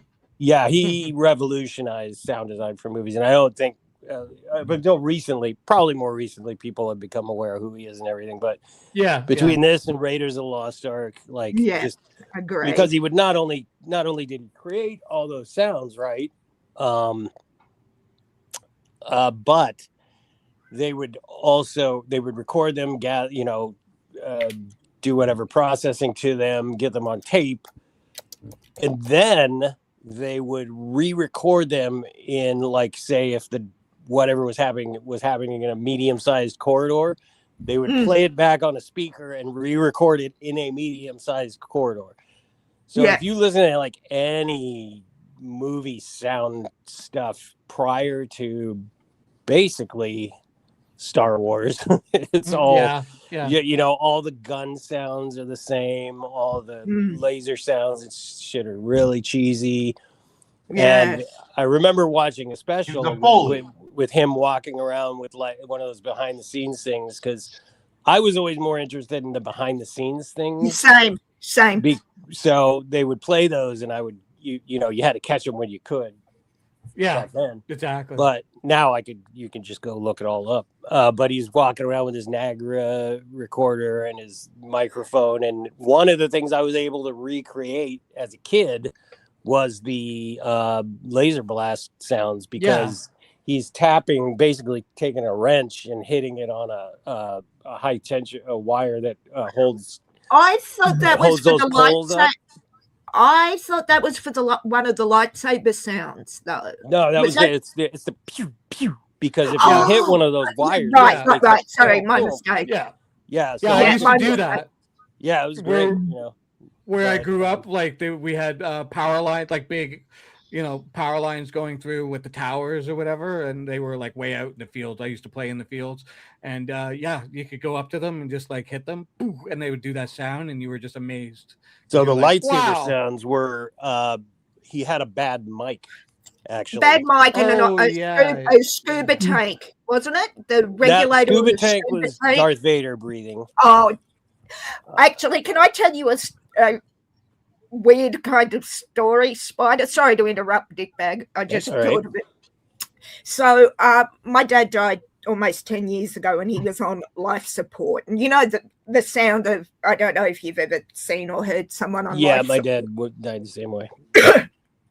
I was sitting at his bedside, and something was twigging in my mind, the sound of the respirator and the life support. So he was in hospital and on life support for almost a month. And one night I wanted to watch Star Wars just to, change my head space. Sure. And I knew what the sound was as soon as I started watching it. Yeah. My father was doing his Darth Vader impression on the life support. And I'm like, well, I guess the phrase, I am your father, holds really true. I just remember thinking, yep, that's what the sound was. It was his life support. But sorry, Dickbag, I didn't mean to interrupt you. Yeah, not at all. It's fine. Yeah, that was it. Just Ben Burt. He is a genius. Incredible. Yeah. And again, I don't think people tend to say, "Oh, George Lucas, like, bow down to him. He's the creator," and blah blah blah. Well, it was a confluence of many. He had the initial vision and all that and stuff, but there was many people. Oh, totally. Whom just I actually was going to try to go over. Oh, well, that's another one, Spider. The prop builders and what? Yeah, 100%. Well, I was looking through my pictures to see if I had one. I'm still really not feeling good at all right now. I missed work today. I may have to miss work tomorrow. Get better soon. Oh, actually, I forgot to show you this. Sorry, Dickbag. I keep interrupting you, sir, but It's okay. Don't worry about it. hang on. Why is that on there? Hang on. Let me take that off to begin with. The Disney key for Made Okay. See, I am that collector, even though it's last year's. It's Seth. So sorry, Dickbag. Phil Tippett, MST. Yes, he did also. I think one of my favorite movies, or did some of the work on 2001 and Blade Runner. Yeah. Yes. Really? I didn't know that. Yep. Very early in his career, I believe he did. I could be mistaken. No, very early in his career, he did one of the models of the Discovery spacecraft for Kubrick for 2001. But Blade Runner is what he is most known for. Now, how much do people think about E.T. and Close Encounters having an influence on Star Wars and just the mindset at the time? Again, I was only 5 when E.T. came out. It was one of the first movies I actually saw in a cinema. I think, and being 5, I know I was really interested in space. So you had your movies like E.T., Star Wars, those space operas almost. I think George Lucas called it at one point. Because don't forget, we were only, 10, 15 years off the moon landing at that point? No, when was that? That was 69. 69. 72. 72 No, was the 69. last time. Oh, the first one was July 12th or 14th of 69. Yeah. So what my point is, it wasn't that far removed from being in space. So it was, my dad used to say all the time with these movies coming out, we've been to space, so why can't we have the movies to match? So I think I would say more Close Encounters being the Spielberg and Lucas connection more than, E.T. was Spielberg too, but I think if you're looking thematically, I would say Close Encounters would be closer, but yeah, maybe. As I said, I'm way too young for this conversation, which makes me feel so happy because I'm 50 in December, but, whatever. Maybe. Also, Aliens, too. People tend to forget Aliens. Oh, I love Alien. Or Alien. Alien. Yeah. Yeah, they did. They did. But I think that you can't say they didn't influence each other. They made their own movies, but they influenced each other. I think. I think you're way off anyway. But first, can I say hi, Jerry? Since everybody else is ignoring you. Hey, Jerry. Hey, Jerry. No, it's okay. I'm used to it. Well, actually, the influences on Star Wars was not E.T., it was not Close Encounters or Aliens or any of that. The influences was a bunch of Western and war movies. Yeah, Buck I Rogers. was going to say that the series, I think they were like serials George Lucas used to watch when he'd go to the movies, like the Western serials. The Western serials would have been more the Raiders, the Lost Ark. Right. Yeah, Buck Rogers was probably the right. And Flash Gordon, because they were essentially the same Flash thing. Gordon was the one I was trying to think of. I think Buster Crabbe played both roles in those Flash Gordon and Buck Rogers. But if you look, Muxter's 100% right. If you look at the opening crawls for those serials, guess that's where that's where it got it from. Yeah, that's right. Tried to buy the rights from De Laurentiis for Buck Rogers, but he wouldn't give it up. So he just basically said, "Well, I'm gonna make my own." Make my own. Yeah. Yeah. No, that's right, Buxton. And then right. other influences, and this is well documented, but Hidden Fortress. Yeah, Hidden Fortress. Yeah, Kurosawa film. Seven Samurai. Seven Samurai. Yeah. There's something else, but Metropolis. C-3PO. Metropolis. Yeah. Oh my God! I Oh, yeah, finally yeah. got to see Metropolis in its entirety in the remaster just recently. Oh, you didn't want to watch the Giorgio Moroder? God, no. It's how they did that in 1922 blows my mind. Yeah, it's an incredible Yeah, film. it's an And incredible speaking piece of cinema. who else, another major person without whom Star Wars wouldn't exist would be Ralph McQuarrie. Oh yeah. Yes. His TH. imagery is what absolutely inspires the look. 1138. I've seen that too, and Yeah. you can see again the influences, and you can see where. Well, wait a minute. THX-38 was Lucas. That's Lucas. Yes, you had to let me. If you had to let me finish my Well, I mean, thought, you can't call. Well, you've been interrupting people since you came up here, so let me interrupt you. You can't really call an influence on the movie an earlier movie by the same guy. I think. I mean, if you're going to say an influence was, if you're going to say, John Ford, that's different. It's anyway. Yeah, that's I'm true, sorry. but I'm just getting jittery because you're so damn loud. I'm sorry. I'm not even speaking at my full volume. Number one, what I was going to say He's just a prick. He's a what I was going to say is that's true, Muckster, but the influence from that movie is in Star Wars. Yes, I take his point about you can't say an earlier movie from the same guy is an influence. But what I'm saying is you can see a through line. Yeah, I get what you're saying. For sure. Like you can see where he was you made where Muckster his head quit. was. Yeah, it looks like he dropped down. I don't know. Jerry, is Mux? I was gonna say, is Nien Nunb? Is he the first Spanish character in Star Wars? Yo creo, no sé. I thought he was Asian, wasn't he? Sort of. How dare you? Wait, I thought the Asians were more prequel. Oh, my The jaw Trade dropped to Federation. the floor when I went to see that movie, and they were like, "Oh no, the Jedi are!" I was just like, "Oh my god!" Yeah, it was What terrible. is happening? Right, and like people are like now praising, thank George Lucas for teaching us about trade and all that stuff. And I was like, dude, do you realize that was the most stereotypical character ever? Like the Trade Federation? Like, we got to begin to the boiled rice. And now we have a real life blockade. Blockade, yes. Now let's deal with that southern part of the universe. Okay, guys, come down here. So Nien Nunb is not the first. It's Oscar Isaac, right? Yeah.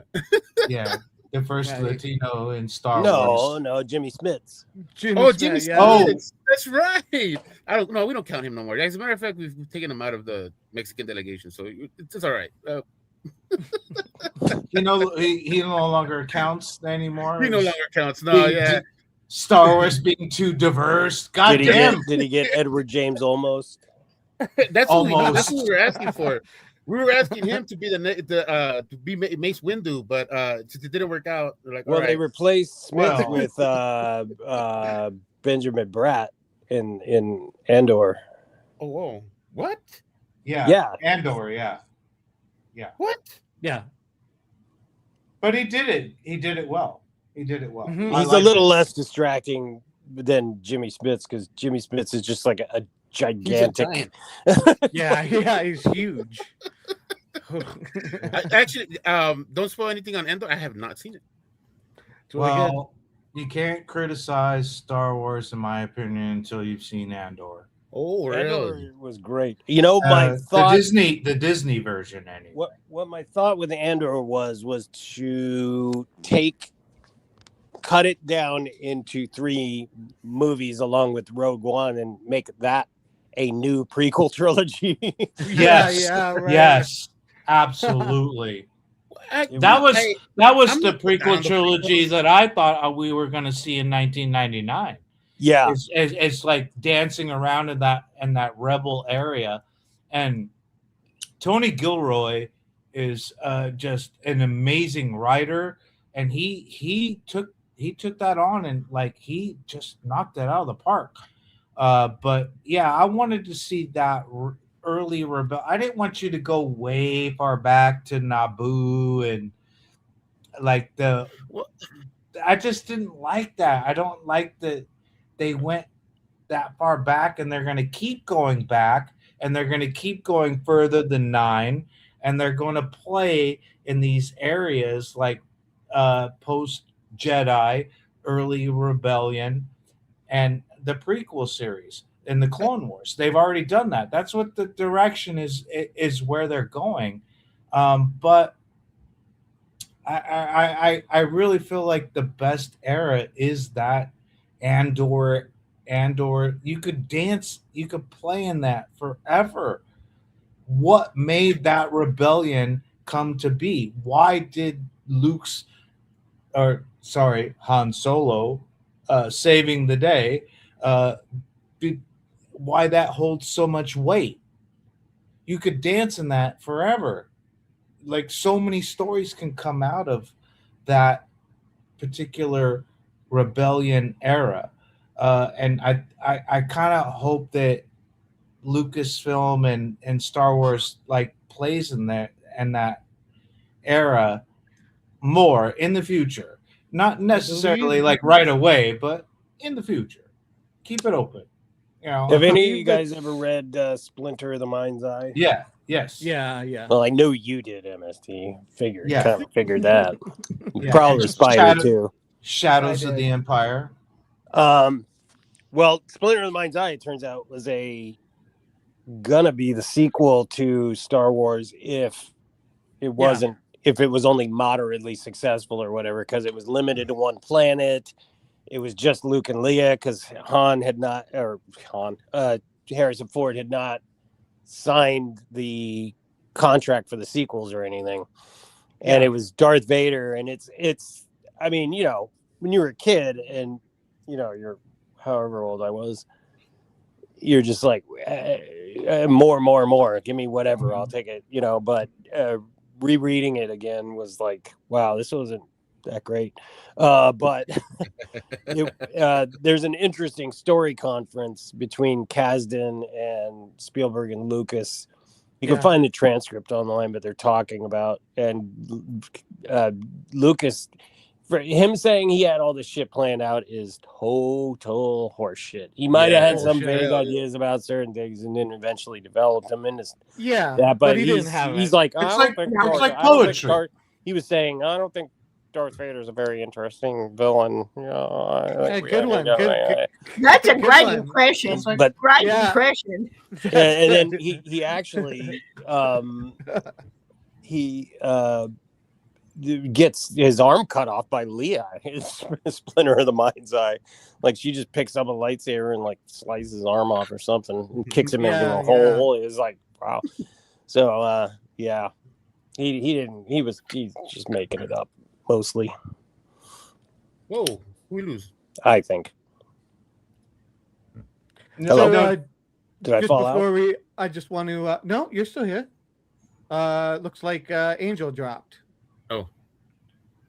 Yeah. Yeah. This is boring, and except for us nerds. I'm having a great time. Well, I want to ask Jerry. I want to ask Jerry, what's your story? When did you see it? How old were you? What was the first movie? Oh, well, the first thing I experienced Star Wars was Star Tours. I was I think 6 or 7 years old, and I went to Disneyland and got lost. I lost my family and everything, and I was somehow in the you know, what was it, the scientific whatever area of Disneyland? I forgot what it was called. Tomorrow World, I think. Yeah. And the first thing that got me lost was because I was looking for the Michael Jackson show. And Captain AI.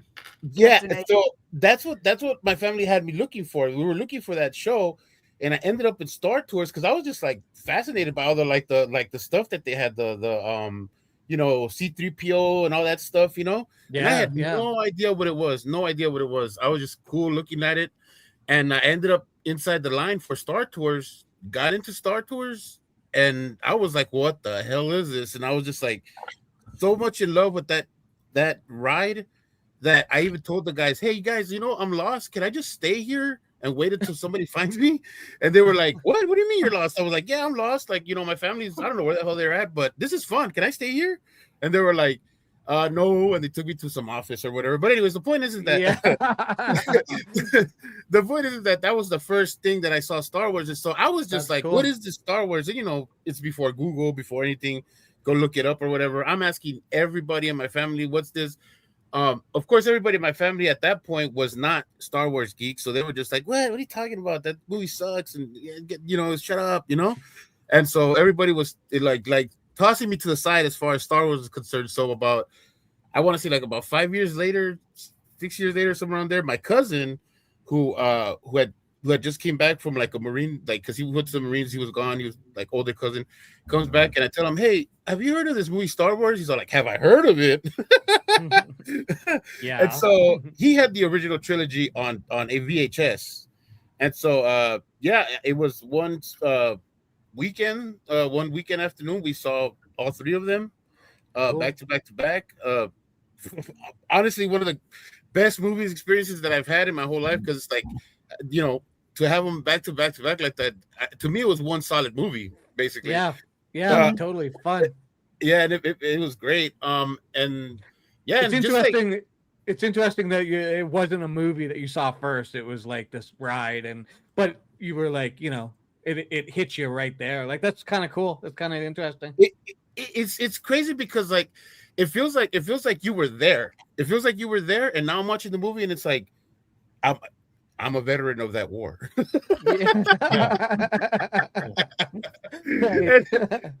So like it was really fun to experience it like that, and like that whole weekend getting to know the characters and all that stuff, and having so much time in between to like make up your own lore. I think that's why the first prequel that came out was so disappointing in like as far as I was concerned, was because I had created so much lore in my head. Like I had so many different ways that thing was going, and when they said prequels, I was like, ooh, new lore to make up, and I just love the fact that it left so many things open. That's why I could never be a Star Trek geek. And yeah, I'm throwing shade at Star Trek guys, because hell yeah, Jerry, let's do it. Let's get them.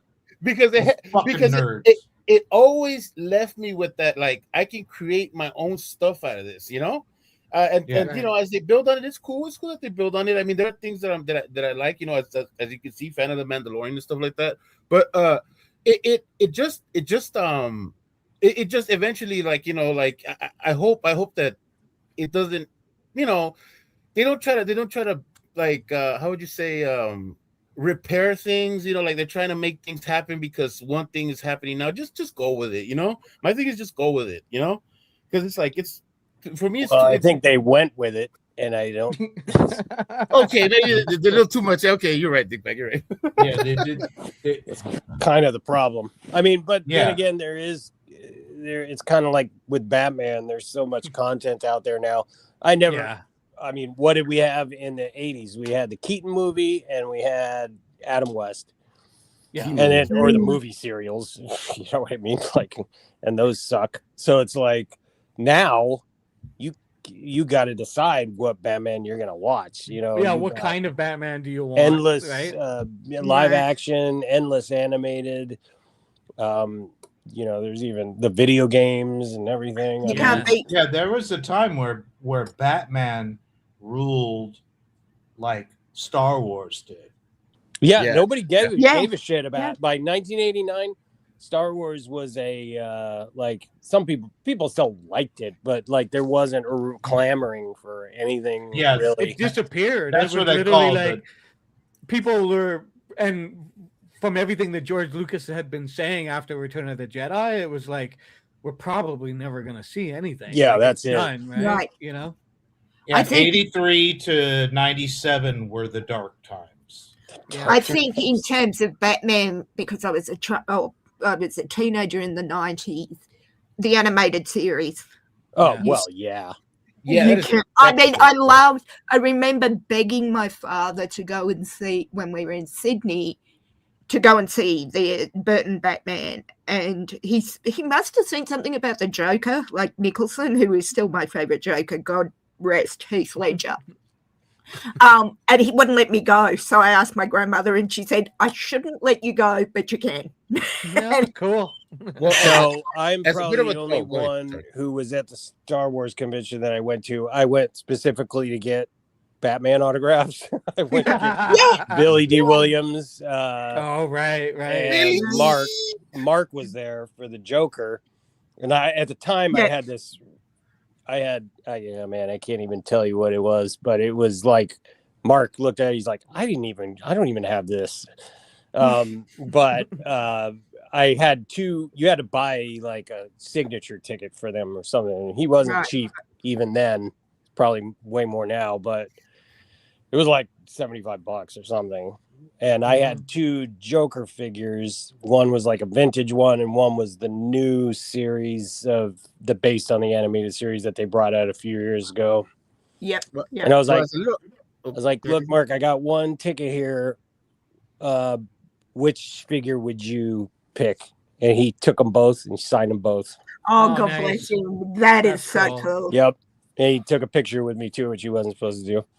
Oh, nice. That's lovely. So he was cool. And I got several of the Ewoks to sign penguins for me because they also played penguins. Have you ever met Warwick Davis? I have never met Warwick, and I would my love wife to meet wants to him. meet him on account of Leprechaun because she's a horror movie fan. Oh, okay. I wasn't a huge fan of the Ewoks, but Wicket was my guy. Yeah, he was cool. I met Felix Silla. He was also like Cousin It, and I was going to say Cousin It. Yeah. Buck Rogers. He was Twiggy and Buck Rogers in Planet of the Apes. I think he was. He had like amazing resume. And who was the other little sweetheart I met? What was her name? The blonde one. I think she played Itchy, the kid, Wookiee in this holiday special.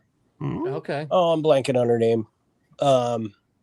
She died recently, but yeah. So I met Jeremy Bullock there as well. No, yeah, I did. I had to get something signed for a buddy, and so I had to get Jeremy's signature. He was super nice. And Clive Revel, because he was for the first like 3 episodes of the animated Batman series, he was Alfred. That's right. Okay. And then Ephraim Ephraim, Zimbalist. Yep. So yeah, I was there at a Star Wars convention to get a bunch of Batman autographs. Hey, listen, awesome. If you're there and you don't, even though you're there for Star Wars as well, if you don't grab these people, I'm supposed to be meeting Christopher Lloyd at Comic-Con. He's my Doc Brown, of course, and it's like, I want him to sign Judge Doom because I really love Judge Doom. Speaking of that, when I met Thomas Wilson, I had him sign a Catman from the Brave and the Bold. Dick Bag, look who I met. Just let me show you this quickly. When I was in Sydney last year, my absolute hero. Do you know? Is that Bruce Timm? I can't see it really. Is it Bruce? It's Bob Gale. Oh, nice. Okay, cool. I made a sandwich for Bob Gale.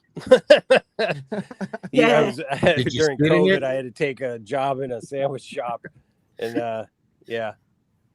But anyway, I'll stop bragging now. No, that's cool. That's cool. I was having an out-of-body experience and didn't know his hand was on my shoulder till I sent my mother the picture, and he's like, nice. You know he's touching you, right? Yeah. Nice. Probably the coolest Star Wars person I met, aside from Mark, was Phil Tippett. I got to meet him, so I was very happy about that. I pulled this up because we've talked about it before, but yeah, Mad God. Oh my God. This is Phil Tippett's basically his magnum opus, his lifetime work. He started. I can't. When did he start making it? I don't remember what year it was. But Yeah, the 90s probably, if not earlier. And he just finished it. What was it, last year or the year before? I forget the timeline.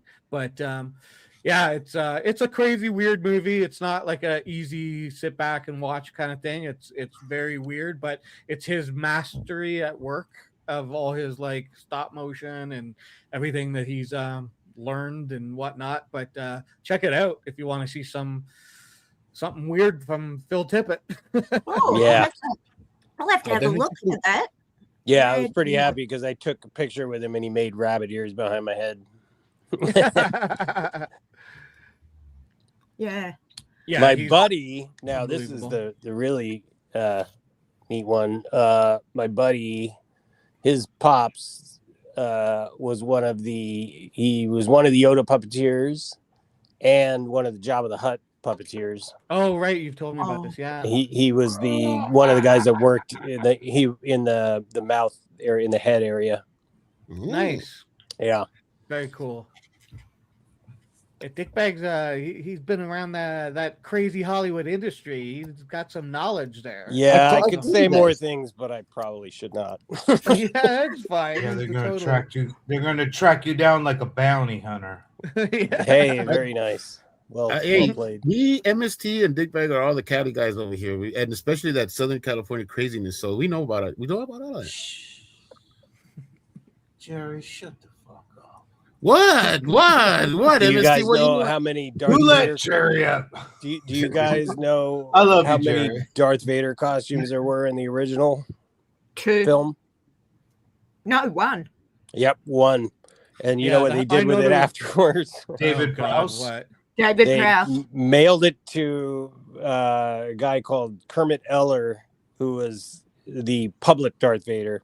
If you see, you could look up. There's a parade they did when they introduced Boba Fett in Modesto, where Lucas grew up. You could look up the pictures. It's him and somebody dressed as Boba Fett. I don't know who was Boba at that time, but yeah. I've seen that totally. Yeah, that costume was the original. Yeah. Costume from. Hang on, DP. David Prowse was like 6'10", wasn't he? He was huge. So He was shit. Now that you told me or asked me, he was at least 6'5", maybe taller. I thought he was taller than that. I might be misremembering. Maybe it's kind of unreliable to people's heights. I used to know that, have that memorized. Yeah, Never mind. the Rebel Alliance and a traitor. Take her away. Yeah. Yes. I actually heard that clip, and it's like, hang on, that's not that. Oh no, that's David Prowse in the suit. The Wikipedia says he was 6 feet 6 inches. Yeah. Oh, that okay. sounds right. Sorry, my mistake. I thought I read somewhere all was. No, I know who I'm thinking of. I'm thinking of Peter Mayhew. Peter Mayhew was like 7 feet tall. Yeah, he was like 7'3" or something. That's who I'm thinking of. Never mind. Yeah, that would make more sense for sure. Oh,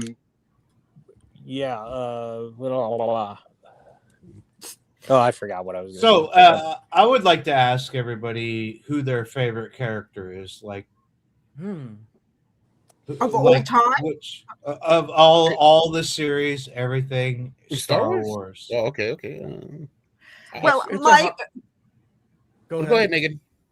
My first reaction is to say Grogu because he's cute and he's Yoda. But mine has always been in the first 3, it was always Vader, like I said, proud Sith. But a toss-up between Vader, Grogu, and Darth Maul, not in that order. I can't split them. I'm going to go with the original Rancor keeper. It's pretty good. Have you ever seen the footage of before they did the stop motion Rancor? They were gonna try and use a guy in a suit. Yeah. And there's actual footage you can see. It's really bad. It's like the suit isn't completed or whatever. They're just kind of doing the testing and on the set sort of stuff. But they were gonna try to do a guy in a suit, and it was like. And I must correct you. It was not stop motion, sir. It was go motion. Oh, okay. Gold Also, motion. that was Oh, okay. Get it again right, Phil Tippett, Spider. because Come what they on. did was they had a small puppet, and again Phil Tippett, genius. Yeah. And they filmed at a super high frame rate, and Yeah. they had to do all those motions really quick. So he had to perform all the things that the Rancor was doing. Right. Yeah, they'll be messing around here, Spider Dog. Come on, They're Spider. not- I think you knew your shit. Come on, son. I'm using layman's terms, okay? But I was looking this show, Spider. I was looking through my photos earlier because living as I do, not a million miles away from Van Nuys, I have gone by the original ILM building in Van Nuys near the airport. And the people there are pretty nice. If you go there, they'll actually let you go kind of look into the building.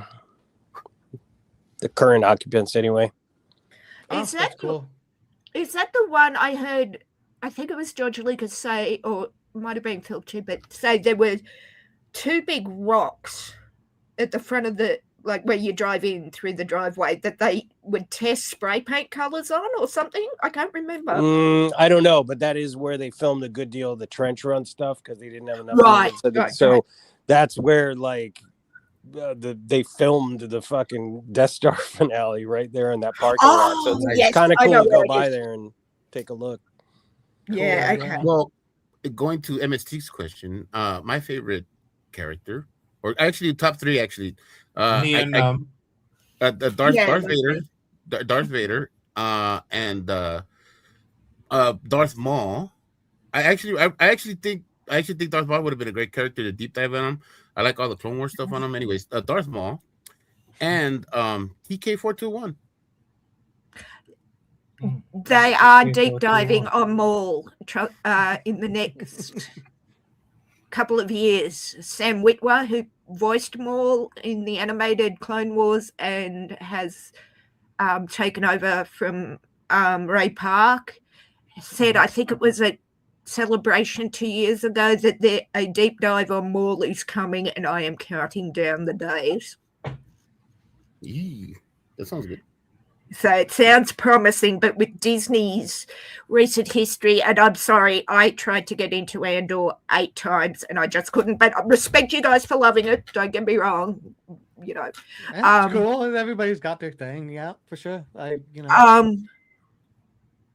I'm just hopeful they don't and like you were saying about the rewrites and stuff, I know Maul's history. Do not mess with it, or you're going to have one very narky Aussie Sith Lord.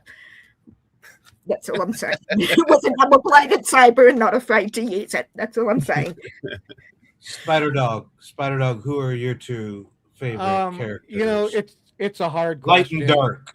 But I'm gonna go with like the reality of what happened as I experienced Star Wars growing up. My mom used to make my Halloween costume. She was a seamstress, and the first she made me a Zorro costume one year. Nice. And so I went as Zorro, and then the very next year, basically I still had the cape and I had the like full on black suit, and I ended up finding a mask of, you know, just the mask with the elastic on the back or whatever, and I had this like, you know, knockoff type of laser sword thing that I got at some toy store. And yeah, I went as Darth Vader. So definitely Darth Vader. Nice. And then after Empire Strikes Back, I went as Yoda. My mom made me a Yoda costume. So I'm going to say Yoda. It was, I dug Yoda. And then as for a third, I don't know. It's like a toss up between, I mean, I played Luke Skywalker in the sand, in the snow, the snow drifts and stuff like that. Like, so I guess it's got to be like Luke Skywalker, you know, just because that was the sort of the character that. Yeah. I don't know why, but I would have guessed Obi-Wan for you somewhere on there. I don't know why. I mean, I love all the characters. It's hard for me to say it. I could say it's Obi-Wan, but I never.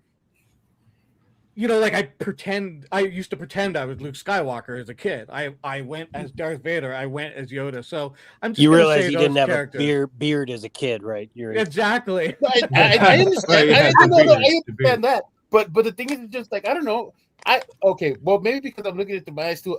I was never really a big fan of Luke, to be honest. No, I wasn't either. I hate the way they treated Luke. I hated especially the last seeing- three. Yeah. I like Yeah, Han like Solo you now just- more than I like Luke Skywalker because Han Yes, Solo's a badass. Yes. By the way, do you know Biggs? Biggs Was or was the also the father at the beginning of the Batman movie that got mugged? Who was? Oh, the very Biggs. of the first one. Yeah, remember the family that gets mugged at the beginning of Batman? Oh yeah. Oh, not the Wayne family. Not Not the Bruce Wayne family. No, the Oh yes, that's right. Yes. yes, I know who you mean now. and that was his wife, his actual wife there in the movie too. She's an actress as well. Oh, cool. So I had written Garrick Hagon, that's his name. And what I used to do was, I think he's still in England, if I'm not mistaken, in the UK somewhere. But this was back when you could get like international stamps. I mean, I'm sure you probably still can, but I would basically send them a trading card, from the Batman movie, like with their picture on it. Mm-hmm. I got several of the Joker goons that way and a few other people because that was shot in England, right? It was Shepparton. Yeah. No, Batman? No, I think Batman was Shepparton, wasn't it? No, it was Pinewood. Oh, Pinewood. Sorry, Yeah. my mistake. Sorry. Yeah, and then they, if you're lucky, they send them back signed. You put a self-addressed stamp envelope in there with an international stamp on it, and then they could send it back to you. So I sent one to him and forgot about it, and then Liza Ross, that's his wife's name. I got it back, and he had. I didn't realize they were married, but like they both signed it for me, and one wrote like mom, and the other one wrote dad. And it was really nice. Anyway, there's a lot of crossover with the Star Wars and Batman actors, and actually Porkins. You guys remember Porkins, right? Yeah, the absolutely. I can't hold it. Right. I'm eating a bag of potato chips. He was in Star Wars. He was also in Raiders of the Lost Ark. He was one of the guys that came to see Indiana Jones at the beginning from the government. Top. Oh, okay. Men. Yeah, right. Yeah. And he tells them at the end, we have top men looking into it. Who? Top men. Right. He was also in a Superman movie. He was in Superman 4, which was also filmed in England. And he Batman. He was Lieutenant Eckhart in Batman. Interesting. So God bless him. When you said Eckhart, I'm like, I got the guy. I know who you're talking about now. Yeah, Aaron Eckhart. Yeah. No, Just lived on a Lieutenant banana peel. Eckhart. Yeah. Lieutenant Eckhart. Yes, Lieutenant Batman Eckhart. movie, not Aaron, because No, not Aaron Eckhart. Although that's a conversation we'll have in private. Double M. Right. So there was a lot of crossover, and I found out also, if you guys didn't know, the another guy who was in Superman and Superman 2 and Empire Strikes Back was Cliff Clavin. Oh, from yeah, Cheers. totally. He plays Yeah. Major Derlin. Yes. In and he John plays Ratzenberger? yeah, Ratzenberger. Yeah. Ratzy, yeah. And yeah, I've met him a few times. I got to talk to him a little bit about Okay, Joth. What's that? I only just met you. Yeah. I think a question in my mind is there anyone in this universe you have not met, got their autographs, met? No.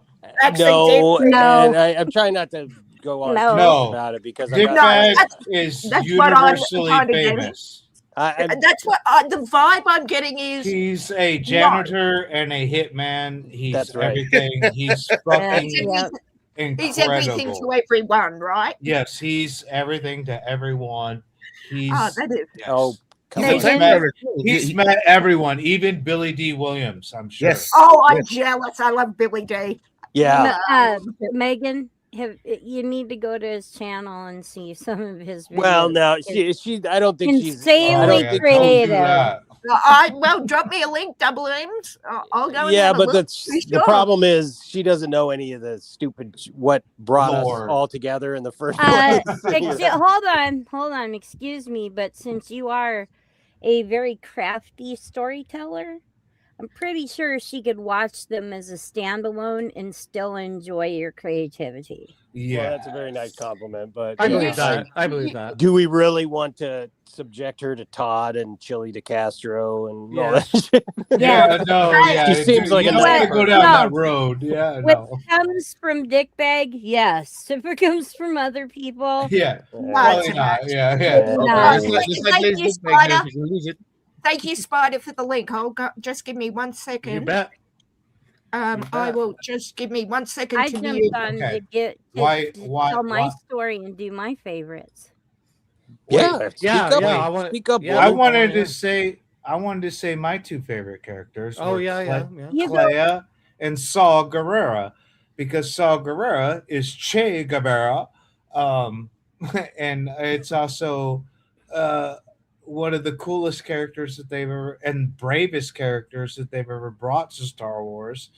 But Clea gets no respect. Clea is the one that holds Luthen Rael's secrets, and Luthen Rael is the rebellion. So those are my two favorite characters. I'm just thinking, along the timeline. I said TK421. Shit. I like yeah, it. yeah. It's before I forget, IG-48 versus IG-11. The only other point I want to make about Garrick Biggs is he's Canadian, so there you go, Spider. But apparently somebody else we stole. Borrowed. Ratzenberger and Garrick Hagon and a guy called Shane Rimmer. There was a oh my group God, I love Shane Rimmer. Sorry to yell, but he was Scott Tracy in the original these Thunderbirds, yeah. And so I didn't know this, but he and Ratzenberger were good friends. And I went to England again for Batman related reasons. And I went to like one of those little autograph shows, and I got to meet, if you're a animated series fan, I got to meet David Warner, which was fucking excellent. He was in Tron, one of my favorite Disney movies. And he was in the Omen, and he was Ra's al Ghul, and also in the Man with Two Brains, which I love. But yeah, he was super cool, and Shane Rimmer was there because there was also a Thunderbirds reunion going on there. Thunderbirds is not super big here in the States. Oh, it is huge in the UK. Yeah, and so a quick thing about DP, Jerry Anderson, who created Thunderbirds. Yeah, I'm well aware of them. I'm dear friends with his son Jamie, who is nice alive. Yeah, nice. I know Jamie very well. Well done. Very cool. Yeah. They did some other interesting stuff and live action stuff too after that. Yeah. Which I've found through YouTube channels that do reviews on them and stuff like that, because so I haven't seen a lot of the programs, but I'm kind of aware of their history and things like that now. So, but Shane Rimmer, he was how he ended up in Batman Begins as the water technician at the very end. He's like, now the pipes are going to blow if they make it to the central, That's right. He was, Yeah, he got that because his son was a location manager or something on Batman Begins. And Christopher Nolan said, "Oh, Rimmer, huh? You're not any relation to Shane Rimmer?" And he's like, "Yeah, he's my dad." And Nolan flipped out. And they all went to dinner, and basically he just put him in the movie because he was like such a huge Thunderbirds fan. So, Nothing to do with Star Wars. Sorry. Yeah, no, it the doesn't point matter. is there was a group of American and some Canadian actors, I guess, that lived in the UK. Shane Rimmer and Ratzenberger and these guys, and that's why they ended up in all these. Whenever they needed an American accent or whatever, it was easy to call these guys, and and so they worked a lot. They worked in all the Superman and Batman and Star Wars stuff. Sorry, I'm gonna shut up now. No. It's all Oh, cool. yeah. I love all the the dick connections and all the stuff. Yeah. But double M's. What's your story? What's your first Star Wars and then your characters and stuff like that? Well, actually, I did bring up my Star Wars story yesterday, but really briefly, when it first came out in the theater, my dad made us wait 2 weeks before we could go see it because of the lines that were blocks and blocks away. And even 2 weeks later, when he finally gave in because he'd been hearing so much about it, we got in line and it took us 3.5 hours before we got to get up there and buy our tickets. Yeah, I don't think people like today. They're not going to be able to. There was no online. Movies would stay in theaters for months and months and months and months. Yes. 6 to 7, 8, 9 months. Yeah. As long as it was selling tickets, they would keep running. Because wasn't Star Wars in the theater for like a year and a half? Probably. No. Like that. The original movie was it dominated until 1980, so 3 years. It was the main feature, like at drive-ins everywhere. It was what drew everybody in to watch, like the Invisible Man or all the other slop that they were putting out. Hollywood was putting out at the time. I guess it would depend on the area you're in too. Somebody mentioned Peter Cushing earlier. I did. Was he famous before Star Wars? Yes, he was. Yes, very he absolutely. Because he was in Bridge a lot on River Kauai. Well, not only that, he was in a bunch of horror movies. He was in a bunch of horror movies in England. Yeah, the Hammer horror films. Yes. He played Frankenstein. Dr. Frankenstein multiple times. And actually, that was what I was going to say. He was in one of the Frankenstein movies he did is called Frankenstein and the Monster from Hell. Cushing plays Dr. Frankenstein, and the monster is played by David Prowse. Oh, of course, right? Yeah. I know. I was dying, but I was waiting for the crowd to die down. I wanted to bring that up because that was one of the weird facts I knew about Star Wars. Oh shit! And I fucking just scooped it right out from under you. I'm totally cool with it because to me, I'm thrilled at my age meeting people younger than me that know the same shit as I do. So it makes me feel not as old. But as far as my favorite characters go, Darth Maul was one of my favorites, but mostly because of the fighting. I forgot his name, the actor. Ray Park. Yes. Jewel of the Fight. Exceptional. The Jewel of the Fight. Oh my god, he is to me it was like watching a dancer fighting. I loved watching him fight. And of course only for purely female reasons, Billy D. Williams. Just that's my that's my gratuitous. I hated his flicker, right? I hated his character, but oh man, when he came on the screen, I'm like, he would have liked you too. Smooth. Well, hello there.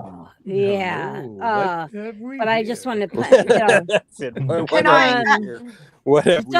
So he's technically not a favorite, but he's eye candy. Inquisitor Reva. I loved her. Yes. She was such a bitch. But once her story came out, when she survived Order 66, I was like, oh, no way. That's why she's such an insufferable bitch. I loved it.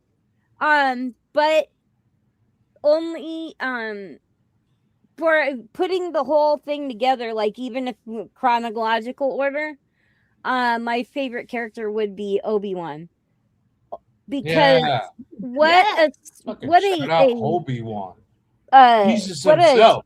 a psychological study with that guy.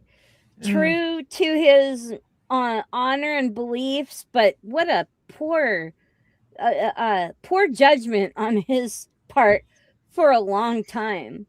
But he's the kind of guy, he gave his word, he's going to honor his word, even though Anakin was such a little piece of shit.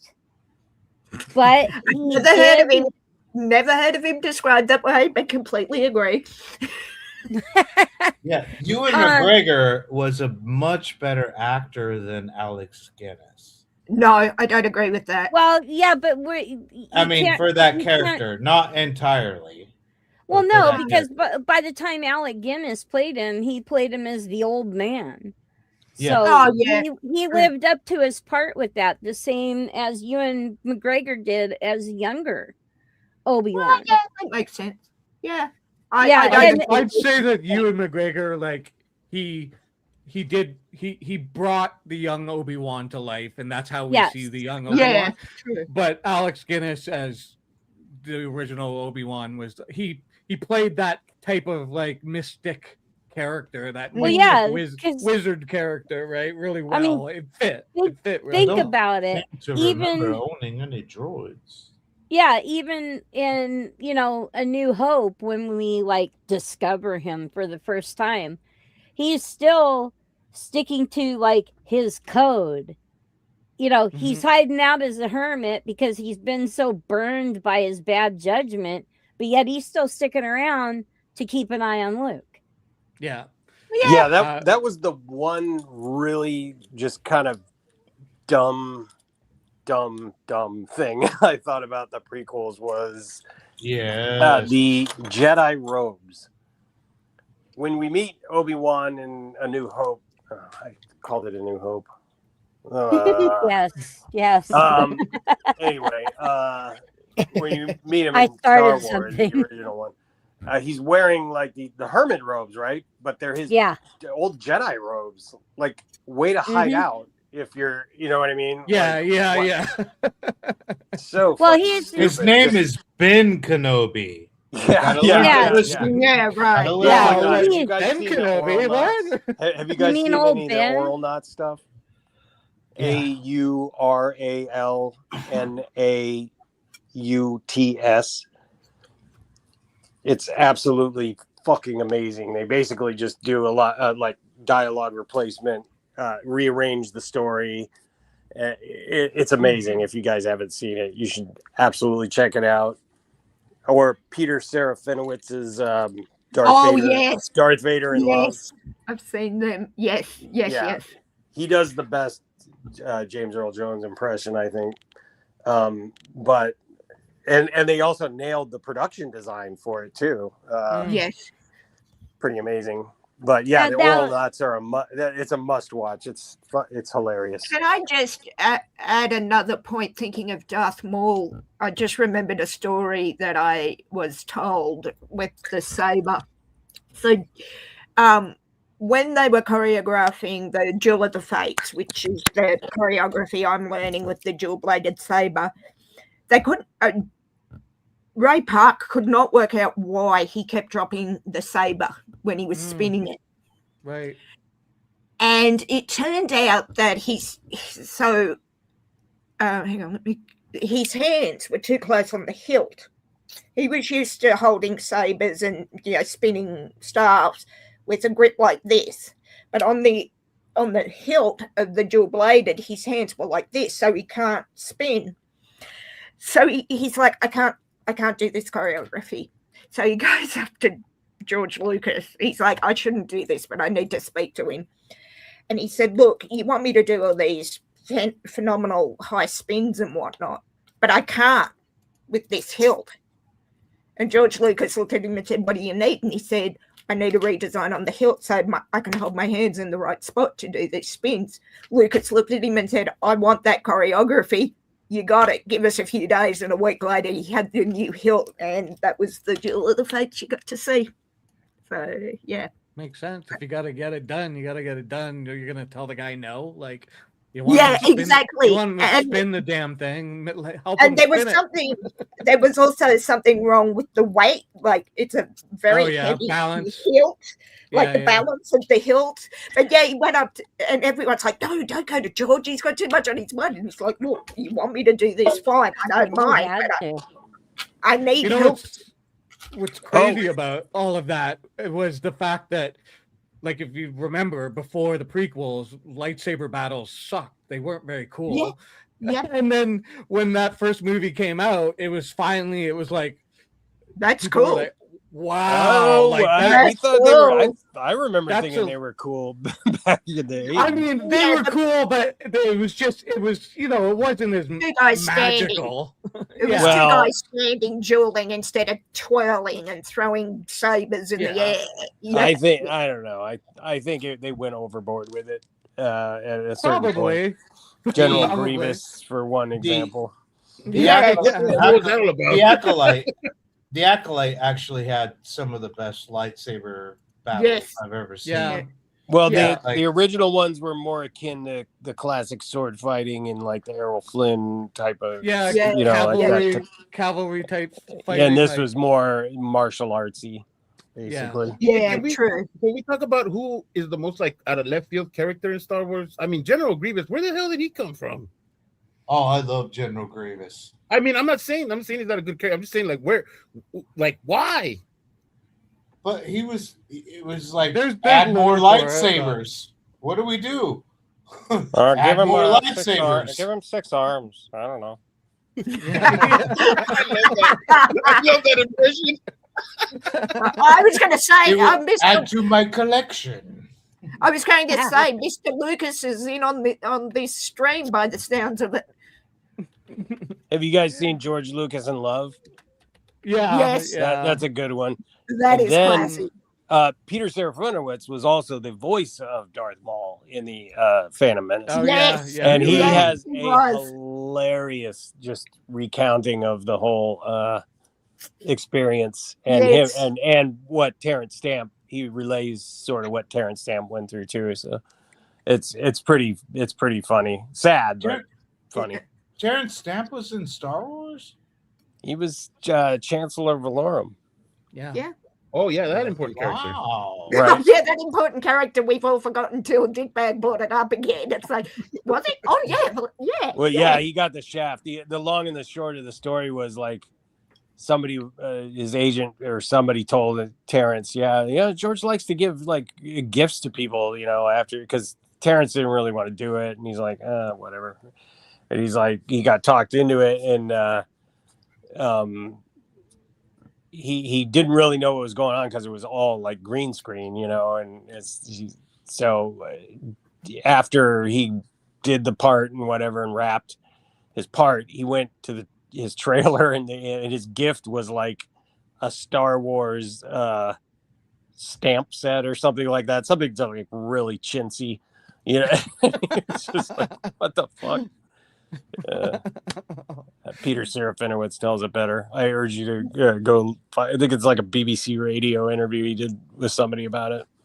It may have been chintzy, but how much would that have been worth now if any one of us had it in collections? I'm just saying. Yeah, what Terrence Stamp's personal?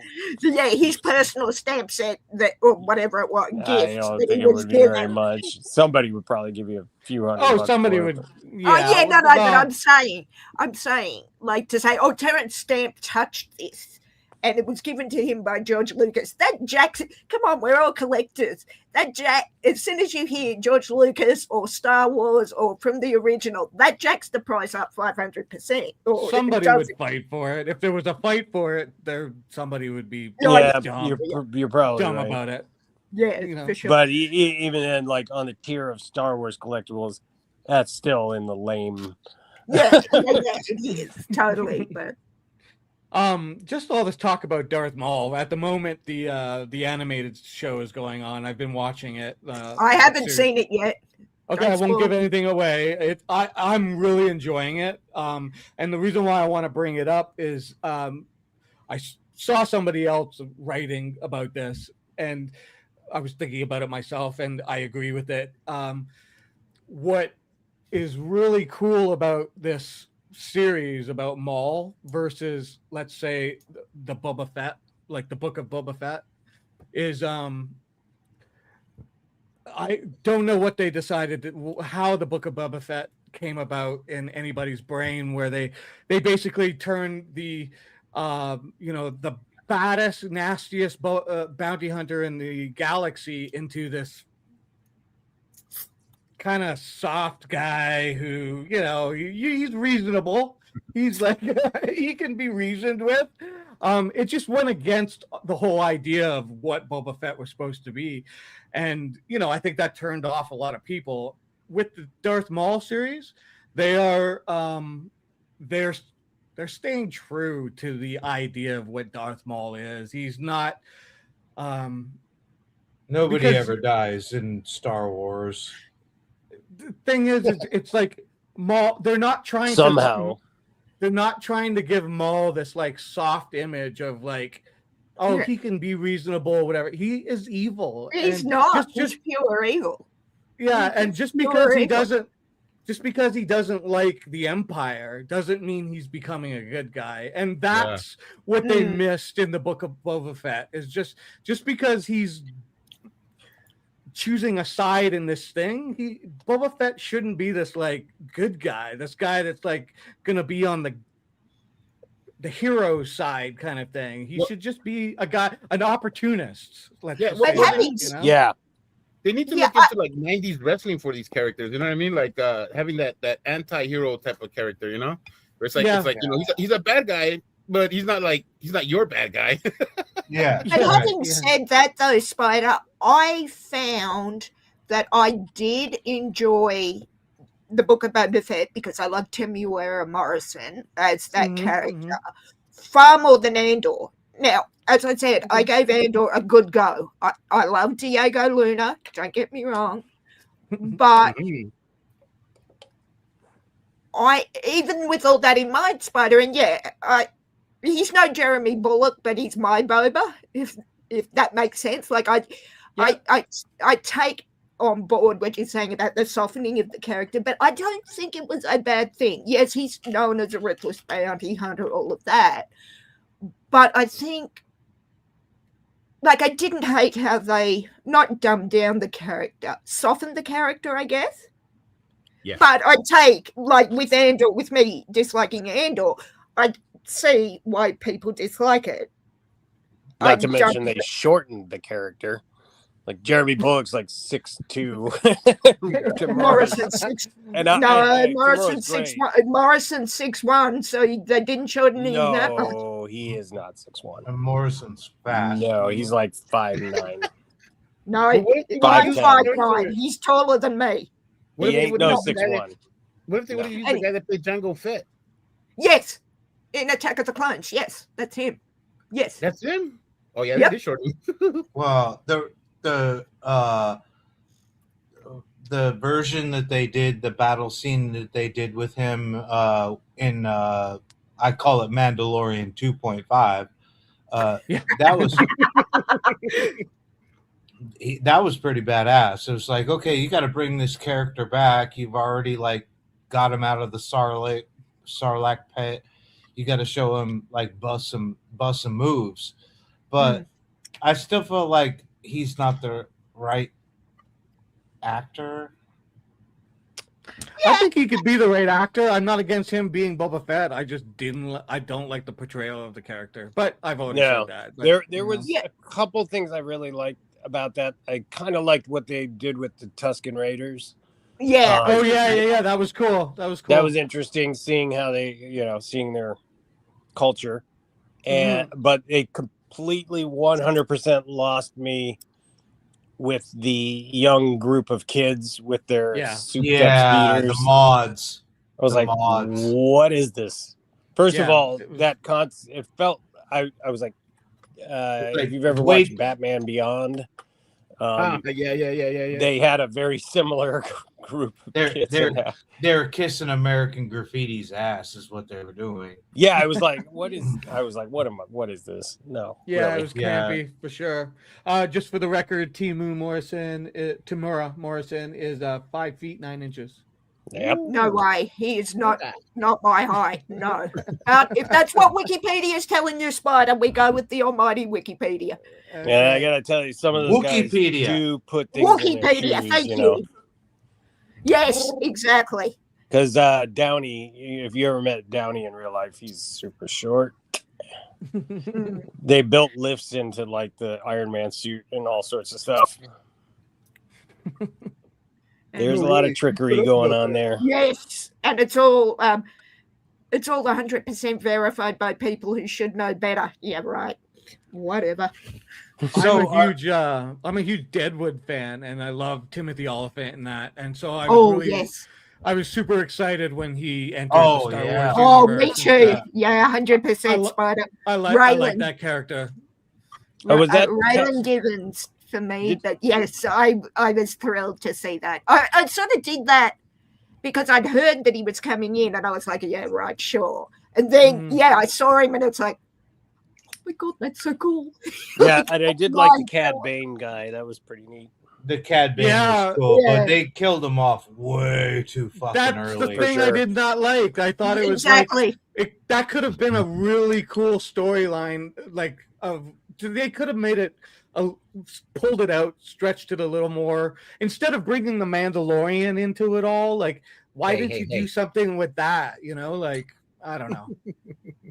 Well, isn't that Star Wars lore there? The interesting thing is the thing that they don't pay attention to first. Oh, you know, Darth Vader's not an interesting character. What do you mean? What? do you mean? Kid, Wait. See, later. That's what Lucas said. Lucas said that in a story. He actually said that. He was like, Darth Vader's not a very interesting character. And again, there's Mr. Lucas joining us on this stream. Speaking of Darth Vader, I want to take a moment to honor James Earl Jones, who very generously signed a contract, and his voice was preserved for future uses for Darth Vader. Yeah. And all his grandkids will go to very nice colleges. Yes. Or never have to work a day in their lives, let's be honest. But since they had so much recorded material of him, 32 years worth, they were able to just do incredible recordings, and I think it was great that he did that. I mean, sure, they're gonna kind of wish they'd use the digital one in Rogue One because it's a little distracting. It is. There's a couple videos that people have put out with the original trilogy voice replacing that in the Darth scenes in Rogue One are quite good. No offense to James Earl Jones, but people's voices when they get older just change. So it didn't sound quite right. Respected King Jaffe Joffer, the ruler of Zamunda and the father to Eddie Murphy's Prince Akeem. Yeah. Or my personal favorite, Thulsa Doom from Conan. Oh, that's right. Oh, yes. I love that. But I had to throw in, since we had all this talk about Darth Vader, I had to mention James Earl Jones. And you know, some enterprising soul, they did a documentary about David Prowse, and at the end of it, they actually refilmed inserts with David having the mask pulled off him instead of Sebastian Shaw. Oh, no. And they showed it in one theater in the UK once, and the footage, who knows if it'll ever come out publicly, but I'm dying to see that. Seriously, that's cool. He had a big falling out though with Lucasfilm. Yeah, he spoiled Empire secret in Yeah. a newspaper or something. I never heard it, but Yeah. Lucas is a little It's petty. before the internet. Yeah, way before the internet. Yeah, they ostracized him out of it. Oh yeah, he wasn't invited to any of the celebration stuff. He wasn't. Yeah. He wasn't allowed to go to stuff. Pretty lame. And because he got very vocal about it, they kind of leaned on that after a while, saying like, "Well, he's saying nasty stuff all the time," and it's like, well, you kind of let him down the path. Like, I mean, what do you expect the guy to do, right? But it wasn't completely unjustified. yeah, exactly. So it's like, don't use that as the excuse. Like he did that after the fact. Like it's So he's the Anakin Skywalker of the whole thing. You know, just knowing people that were involved in a neighboring fashion. I won't say that I knew anybody at the time that worked directly with them, but there was a lot of talk that when Lucas started getting in that divorce, he had a really hard time coping because his wife at the time was like his personal assistant and manager and did a lot of stuff. And then when they were going through that divorce, he didn't have that backup anymore, and he was kind of lost there for a while and kind of took it out on some people. Yeah, he was bitter. That's how we got Indiana Jones and the Temple of Doom. Yeah. Anyway, I'm going to bounce you guys. Marsha Lucas, that is his wife, has been speaking up Yes. a lot lately. Icons on Earth just did a really long set of interviews with her, and she sets the record straight on a few things. Oh yeah. Well, I'm glad because there was some shit that came out that wasn't right. Okay, sorry, Spider. I've got a couple of things I forgot to show you. Anyway, I bounce you guys. All right, Double M's. Good to talk to you, Cool, thanks for enjoyed coming it. up. Fun times. Yeah. Good stuff. May the 4th be with Revenge of the 5th here today. But may the Schwartz be with me. Revenge of the always. What? Well, Okay, I told Spider Dog that we should do a Revenge of the 5th and have a fifth of whiskey somewhere and do Todd videos when he's drunk. Nice. I like it. Anyway, I'm out. Y'all have fun. Right. So I've started collecting Disney pins, and this is my best board of Disney pins. Oh, cool. Yeah. And given that we were talking about my Lord Vader, I got this for May 4th. Cool. Yeah. And I got, of course, the red lightsaber. No, neat. I was wondering what that was. I was like, is that a missile?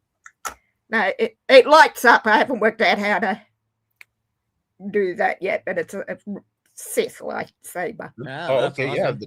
The best kind of lightsabers. Yeah, the only lightsaber. But I am going to bounce to Spider because it's way past lunchtime and I'm starving. Hey. So, well, thanks for coming up. Thank you for coming up and telling us your stories. I love that you got a huge collection. I know you like more than just Star Wars and stuff. And that's great. Well, behind me there, that's the. You can't see it. Let me move the camera so I can show you. This is the Back to the Future. Right. Yeah. Right. You love Back to the DeLorean. Future. Yeah. And so there's all my DeLorean models. Yeah. At a time. Cool.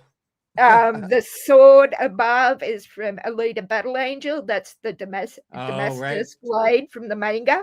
So I'm definitely a collector. As I said, I have a PhD in geekdom and a master's in nerddom.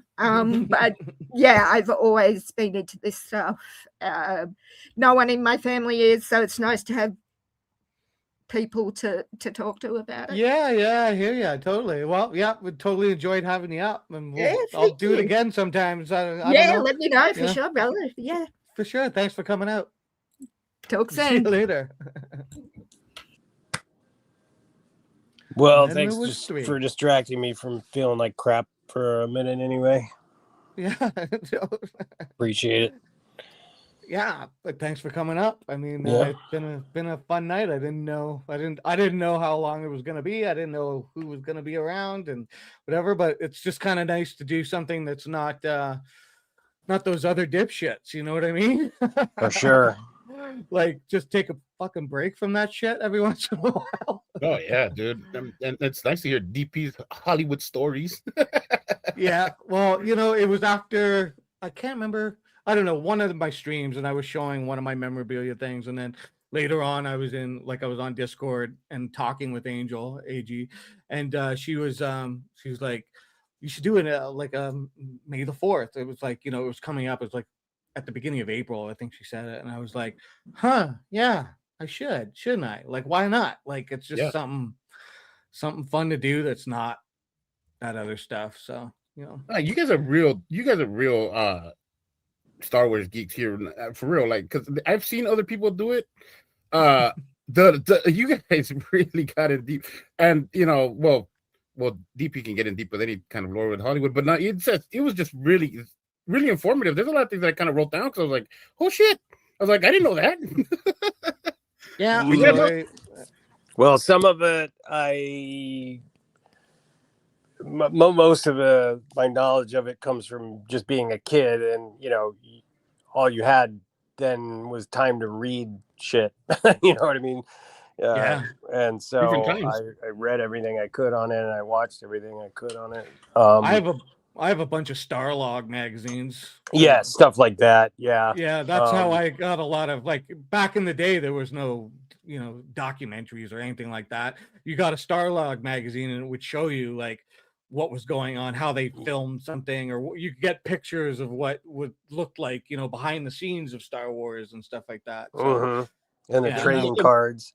Got trading cards because they were so popular that they ran out of shit from the movie from the movie proper to release. So they started releasing a bunch of behind the scenes stuff too. Yeah. So that's how we had a lot of the behind the scenes information was actually from the trading cards. Well, I find all of that interesting because, like I said, my entry into it was the Star Tours, and by the time I actually was really into it, all of that stuff had died down. So I didn't really get a lot. I mean, the most that I got as far as behind the scenes stuff was like how they made R2-D2 from Mr. Rogers' Neighborhood. Oh yeah. So I didn't know none of that stuff. I didn't really see anything Star Wars until the prequels started coming out. So that's why I feel like my imagination ran wild with that. Just before I forget, something interesting I learned. I mentioned Kermit Eller was the guy who went out and did all the Darth Vader stuff in public. Yeah, because it was all mostly in America, and they weren't gonna, and they already weren't gonna bring Prowse over for any of that. So he was Darth, and then they would have, they did bring Anthony Daniels because he was like the only guy that could do. I think I've heard that. Yeah. The suit would only fit him or whatever, right? Yeah, and plus, I mean, he basically is C-3PO. Yeah, he's also kind of an asshole. But R2-D2 was remote operated, and I did not know this, but it was Mick Garris, the fucking horror director. Operated him like at the Oscars and at the Chinese theater and all that stuff. Yeah, that's hilarious. Wow. Yeah, I mean, it's a small world in the world of Hollywood, man. Oh yeah. It seems like it's super huge, but when you get down to it, it's like there's only so many people doing so many things, and they all know each other, and Yep. It's like, totally. Oh, and Rick Baker still has the original Cantina masks because he was contracted to do the they filmed the Cantina scene in England, and Lucas was dissatisfied with the amount of aliens that were in there, so they booked some time back here in LA and did it. That's why Greedo was played by Paul, whatever his name was, in England. But then when they got back to here, they actually got George Lucas's assistant. Her name's Maria something. Yeah, and she was female. Greedo. Yeah, and they actually they made a an animatronic Greedo mask that was supposed to be able to move its mouth, but the mechanism failed, so they ended up sticking, of course, a paper, not a paper clip, clothespin in her mouth, and she would manipulate it with that through the thing. Right. You know what's cool about the Cantina stuff that was filmed, before they did the stuff in America, is like George was unhappy there wasn't enough aliens, and like they had to pull in masks from other productions to just make it seem like they had stuff, and they ended up running into a problem with that because some of those characters, like the masks that they were using, were licensed to the other products that they were on.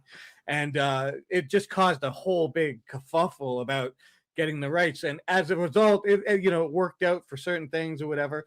But that was one of the reasons why you didn't see a lot of the Cantina figures in action figures in the beginning. Yeah. Because they just didn't have the rights to the images of the thing. So it was like, you're not going to see that. You're not going to see that. And then nowadays they've got like action figures for all of them. But that was why you weren't going to, like, because there were people who were like, we want more of those Cantina characters, but they just didn't have the rights to some of the, like the Wolfman image and all this stuff like that. So it's kind of interesting. He'll be dead. Yeah. One of the thing that I just thought of when you said the name Kermit or whatever, thinking Eller, of Kermit Eller. Yeah. Yeah, but thinking of Kermit the Frog was when the Muppet Show had that Star Wars episode. Do you remember that? Oh yeah, absolutely. Yeah, that when I saw that, it was just like, oh my God, there's Star Wars is on the Muppet Show. Yeah, that was great. Gonzo played like Darth Vader and stuff. It was like, that was awesome. And then Mark was playing himself, but then Luke Skywalker shows up. Yeah. The Muppet Show is the fucking best ever. Oh, it's so good. So they just brought it back, like Seth Rogen just brought it back. They've done one episode, and I liked it in the sense that it was like, wow, this is what the Muppet Show was and should be. But they've done one episode and they haven't done anything else. And it's been forever, so I don't know what's going on with it. But it's what they tried to do all these iterations of the Muppet Show and all this stuff, and everything kind of failed. And it's like, just do what they did. Just do the Muppet Show, and it works. You don't have to fix it. But that's the problem with the Star Wars too. Just do what they did, but it's hit or miss, And I know, totally. It's tough. It's tough to repeat history like that. And I kind of wish people would just stop. Stop with it. I agree fully. Like, just don't. There's certain things that don't need to be touched. Like I heard that they're working on a Goonies 2. I don't know. I read it somewhere not long ago. I think it was on a Google thing. I hope they don't. That's one they were talking about forever. But Donner's gone. I know. Like, just don't touch it. What's the point? Like, it's a standalone movie. You don't. Who's asking for more lore for that? Like, I need to. What? I'm sure Corey Feldman could use the paycheck. Oh, I'm sure. I'm sure. What are you going to bring back? You're going to bring back Josh Brolin and Corey Feldman? Yeah, he's like, I'm fucking Thanos. I don't need this bullshit. Oh, man. Yeah. Just stop doing it. Leave things alone. They're doing Labyrinth. Labyrinth is coming out. Another Labyrinth. The only thing, and again, Henson related, that I'm interested in is Dark Crystal. I love the show on Netflix. Yeah, I gotta watch it, but I enjoyed it, and it's like, and you know what the problem was is they did like practical puppetry and everything like that, and that's what the studios bitched about. They were like, it's too expensive to do this. It's too expensive to do this. Yeah, just CGI, man. Film it in the volume. I actually enjoyed it. I thought, like, they did the Willow sequel or whatever. They came out I heard that was not bad. good. It's not good at all. What about Thundercats? I thought Thundercats was coming back too. I heard something about that as well. Yeah. Well, you got He-Man now. Yeah, I know. He-Man finally, I guess. I don't know. With the creepy guy playing Skeletor. Jared Leto, yeah. Yeah. Oh, no way. I mean, at least he's got a mask on. I so think he's just doing the voice from what I heard. Oh, okay. Well, yeah, either I way, mean, Jared Leto's just trying to get into every property, right? He's just like, get me into that. Get me into that. the guy's a weirdo. He's the franchise killer. Yeah, the Dark Crystal thing, Age of Resistance, it was called. I liked it. I thought it was kind of cool. It adds a whole kind of bunch of lore to it all when you kind of understand what was going on. Nice. My buddy whose dad was Dave Barclay is his name, his guy puppeteer. He worked on Dark Crystal too, and still has the Agra puppet.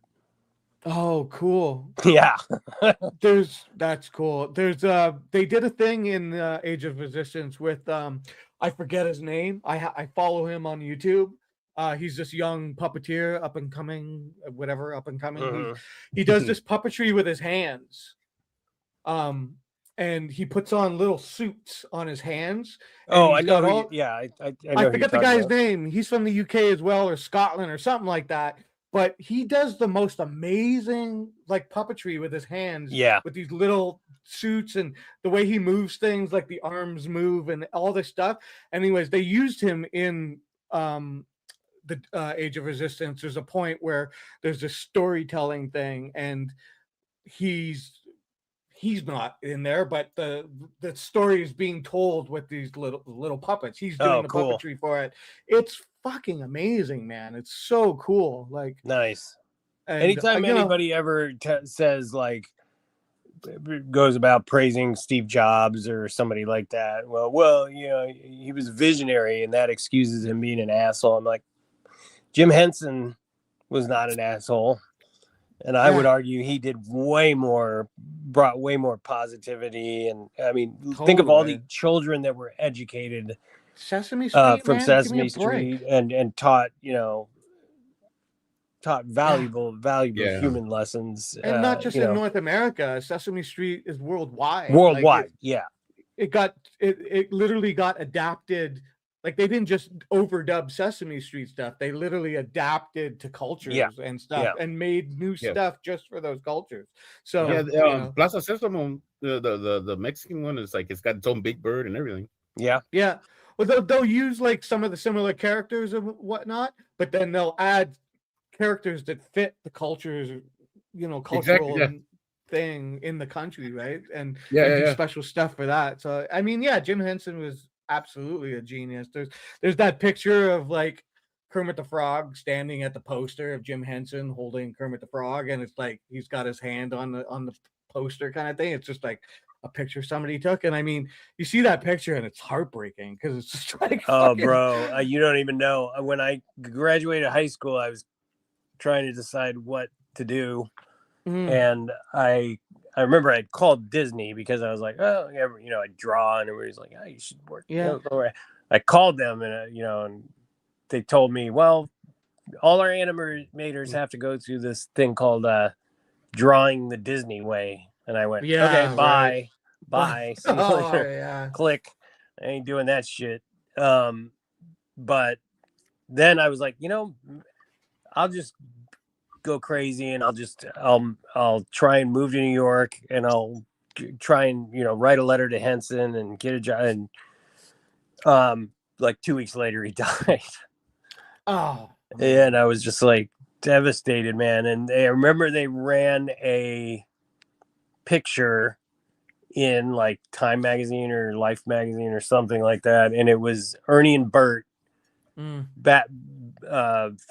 behind with their arms around each other looking up at a stained glass window that was actually part of the Henson company that was showed Jim and Frank holding Ernie and Bert over them.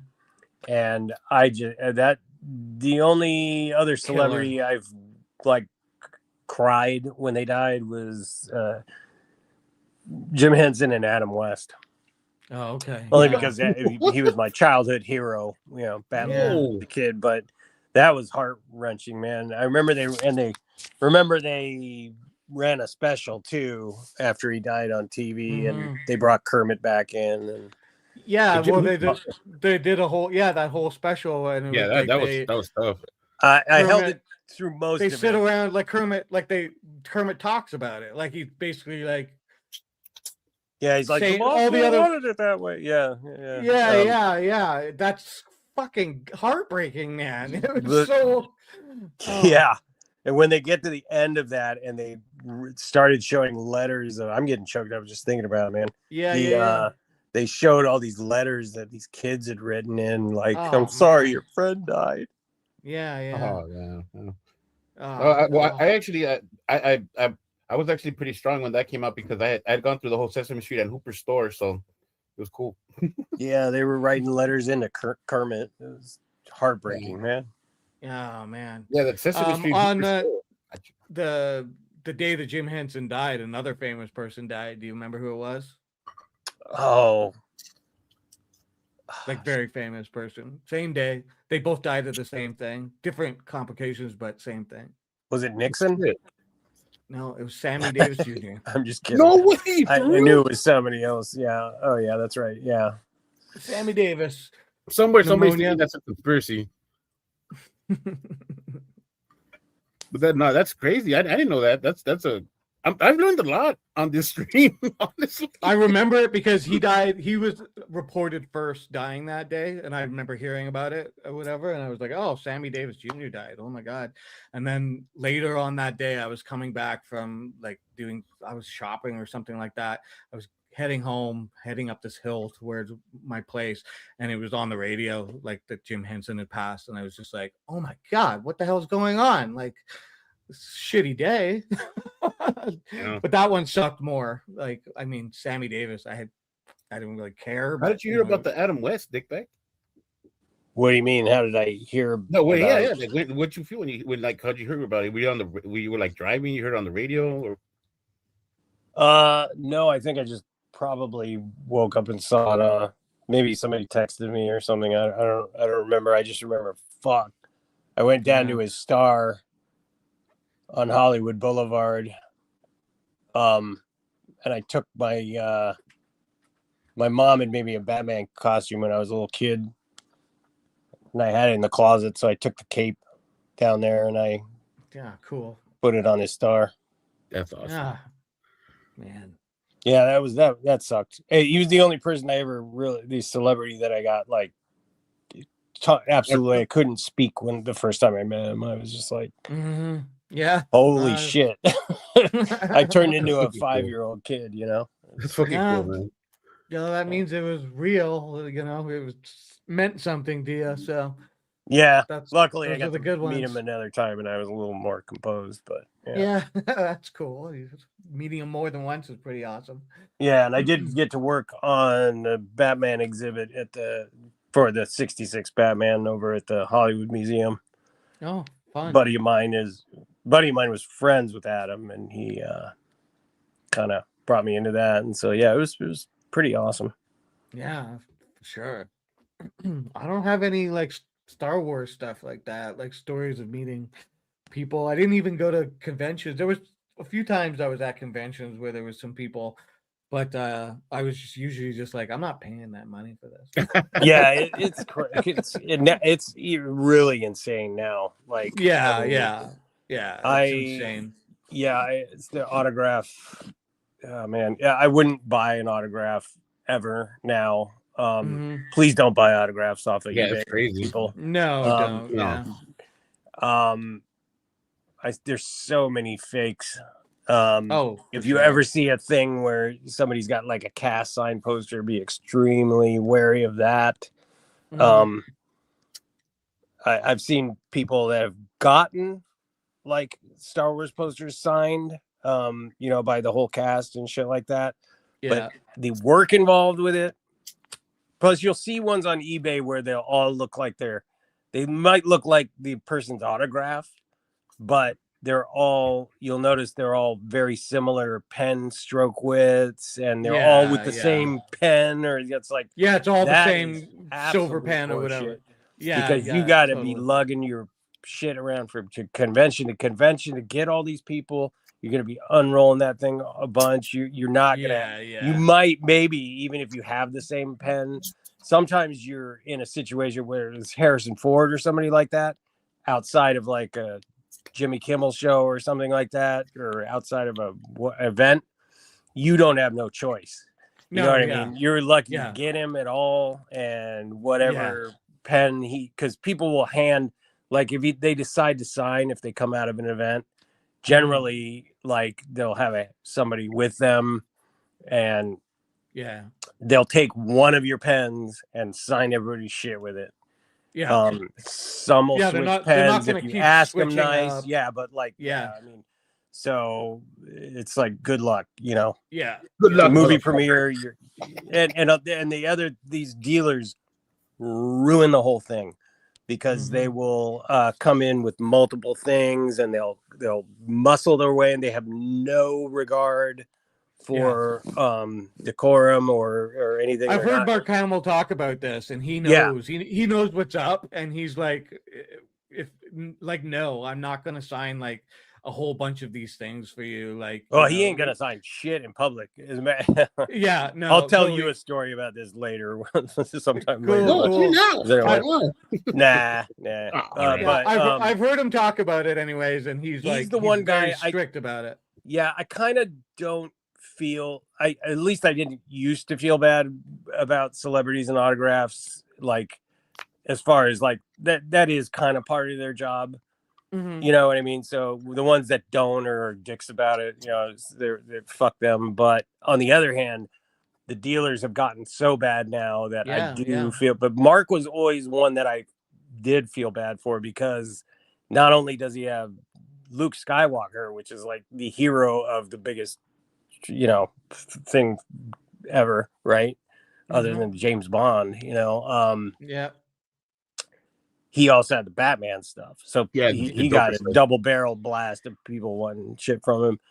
And also Robert Englund. People dog that guy. He's super nice and he will sign, but people are so pushy and such fucking pricks about it. Yeah, I know. It's like, fuck, man. It's just I tried to get Michael Keaton one time at a relatively low-key thing, and everybody just fucking swarmed it so much. I was just like, fuck this, man. I'm not even gonna fucking... I don't want to be a fucking animal to... You know what I mean? Like, I'll respectfully try and get somebody to sign my shit, but I ain't gonna fucking... You know, it's... When you know the sort of deal of, like, you know... These are just people, and like you know what I mean. The whole thing, like some of that starstruck thing. Like, of course, you're excited to see them stuff, but you understand what the reality of it is. Yeah, you don't. I mean, being a musician, I've been around like some cool musicians and stuff, and it's like, just chill the fuck out, and like just they're a person, like. One of the hardest security details, like I did when I was doing security over there, like like in these conventions, because I used to do security for those comic book conventions. It was when they had the animated the Batman animated series cast. They had them on a panel, and we had to get them out because they weren't going to do. They specifically said they weren't going to do the meet and greet that day, so they wanted us to get them out. It was probably one of the hardest things to do because it was like a sea of people that just wanted to see the people's faces. They just wanted to see their faces. Dude, it was I that was probably one of the hardest details. And I've worked concerts, like hip hop concerts, it was tough pushing these kids, and like grown people were just like pushing up on you to see Mark Hamill and of course, the Batman. But it was crazy, dude. I'll never forget that one. That I actually stopped doing those conventions after that day because those people messed me up. They hurt my knee. Yeah. And another sleazy thing that dealers do now too is a lot of them take their little kids with them, and use their kids to get to the. It's sickening, dude. It's not any thing I would want to be a part of anymore, for sure. Yeah. But it was getting a little gnarly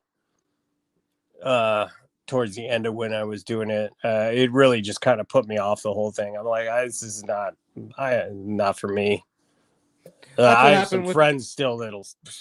I mean, they go to lengths for this shit, and I'm just like, how many fucking John Carpenter autographs do you fucking need? I mean, they have like literally like every fucking conceivable thing signed already. It's That's funny that you say John Carpenter, because there's a guy here in town. He has a he's an artist. He's got a little shop at this like marketplace, and he does. I actually have. Well, you can't see them, but I have a Good, a Bad, and the Ugly poster that he did, and a Red Dead Redemption poster he did. Oh, nice. Yeah, and yeah, he's an artist. He does them himself or whatever, and then he does prints and whatever. So I bought a couple things off of him. And in his shop, he's got other memorabilia that he's picked up over the years and stuff that he does. He puts it up for sale. If somebody wants to buy it, he's got an original Halloween poster with John Carpenter's signature on it, Jamie Lee Curtis, and what's Buddy's name? Off the top of my head, I can't remember. The cop. Lee. Sheriff Brackett, that guy. The detective guy, like the bald guy. He's got it with Pleasance on it. Donald Pleasance. Yeah. How much does he want for it? He wants $1,000 for it, man. He'll get it easy. Yeah. Luckily, I was able to get my wife a separate, just an individual Donald Pleasance. Oh wow. It's been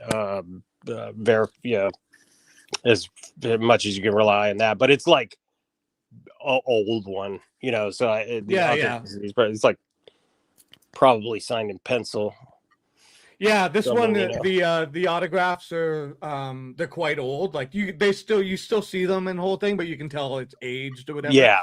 The poster is in good condition. It's got creases on it, but it's still a nice poster. I'd put it on my wall.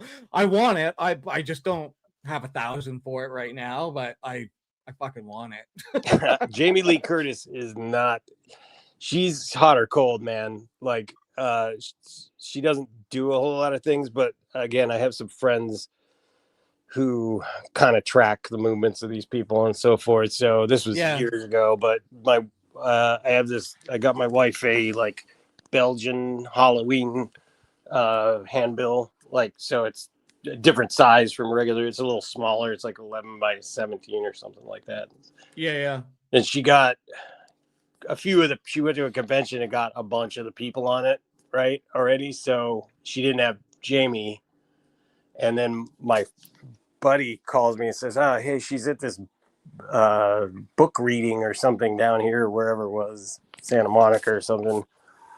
And I was like, okay. So I took the poster down there. I was like, how was she? He's like, well, I got her before she went in, and I was really polite, and I said, excuse me, Miss Curtis, would you like to sign these before I go in or after? She goes, no, I want you out of here. And then she signed it. So he tells me that. I'm like, oh, great. I'm going to, but I was like, I'm doing it for my wife. So I went down there and I was like, excuse me, Miss Curtis. And she was like, Jamie. I was like, oh, okay. Well, cool. I guess it was just my friend pissed her off or something, but she was kind of nice to me. But I've seen her at a couple other things with my wife, and she kind of lightened up a little when the new Halloween movies came out because she had to be nice to the fans. Yeah. But I think Harrison Ford's another one. Yeah, for sure. He does not give a fuck. Like he's kind of shamed into it sometimes, but it's tough. But you got to get those in person if you want to be 100% certain that it's for real. Because this poster is awesome. I want it. It's still there. thousands is way out of my. But he can get it. That's for sure. Pleasance is extremely difficult. Yeah, no doubt. To get, especially now. Yeah, him being dead and all. Good My luck. friend who's so crazy about all that stuff, I joke sometimes that he would like go dig up a celebrity and put a pen in their hand and just move it around to get a signature out of them. Hilarious, yeah. Some people love it, man. I mean, I love the Star Wars collecting, and to be honest, like different but the same in the sense of people and the bullshit. Like I stopped collecting when everything moved to internet. Like it's like the stores died. Yeah. You can't find anything in the wild anymore, and it all became just order it off the internet. And then they put limits on the internet in the sense of like, well, it's going to be sold at wherever, and there's only so many of them, so get in there. And it's like the internet, you can't. I mean, everybody's sitting there waiting to press the button as it goes live, and it's just like Yeah. bang, and the system goes down, and you're not getting in, and it's just like, fuck this. I'm not. The Yeah, whole point it's was and the then hunt. they do alternate and then limited ones, and you can only get these ones at Target, and you can only Yeah. get these ones at Walmart or whatever, and it's like fuck this Yeah. shit. Yeah, the hunt was the whole thing about it, right? Like, Yeah, yeah. doing Once that type of thing. everybody started, yeah. I do miss those stores, those like old like comic book or like memorabilia stores that you would walk into and just be like, even if you didn't buy anything, just be cool to like to see some stuff right there, like oh, this is that or whatever. Yeah, like those aren't around no more. Yeah, there are some, but they're Just definitely some, but dying it's off. not the same. But it's like, back in the day, like a toy aisle, like for the Yeah. Empire Strikes Back or whatever. Like it would literally be a whole aisle, and there would be like hundreds of figures, like of extra, like doubles, triple, of the figures on the racks, type thing. And now you go to a toy store, and it's like the Star Wars section is really tiny, and there's like no product there, and it's just like, it was just way more fun back in the day, I don't know. Well, I used to work at KB Toys, and I had to I had to actually like do those aisles, the ones that were like Star Wars and stuff like that, because people would mess those up, and it got to the point where it's like we had to create one of those like shelves with the glass door and the lock, because people were just messing them up. Like like Star Wars Lego stuff and things like that, like people would get their hands in there. I don't know if they were trying to recover a piece or something, but yeah, they did a lot of work for me. I got a lot of work out of that. Goddamn nerds. Yeah, well, once the problem also began with the fact that it was now adults buying kids' toys. Yes, yeah. And they want it in the package perfect, and they're not going to open it, and they buy 6 of them because they're going to sell Flip 5 them. on. Yep. Yeah, exactly.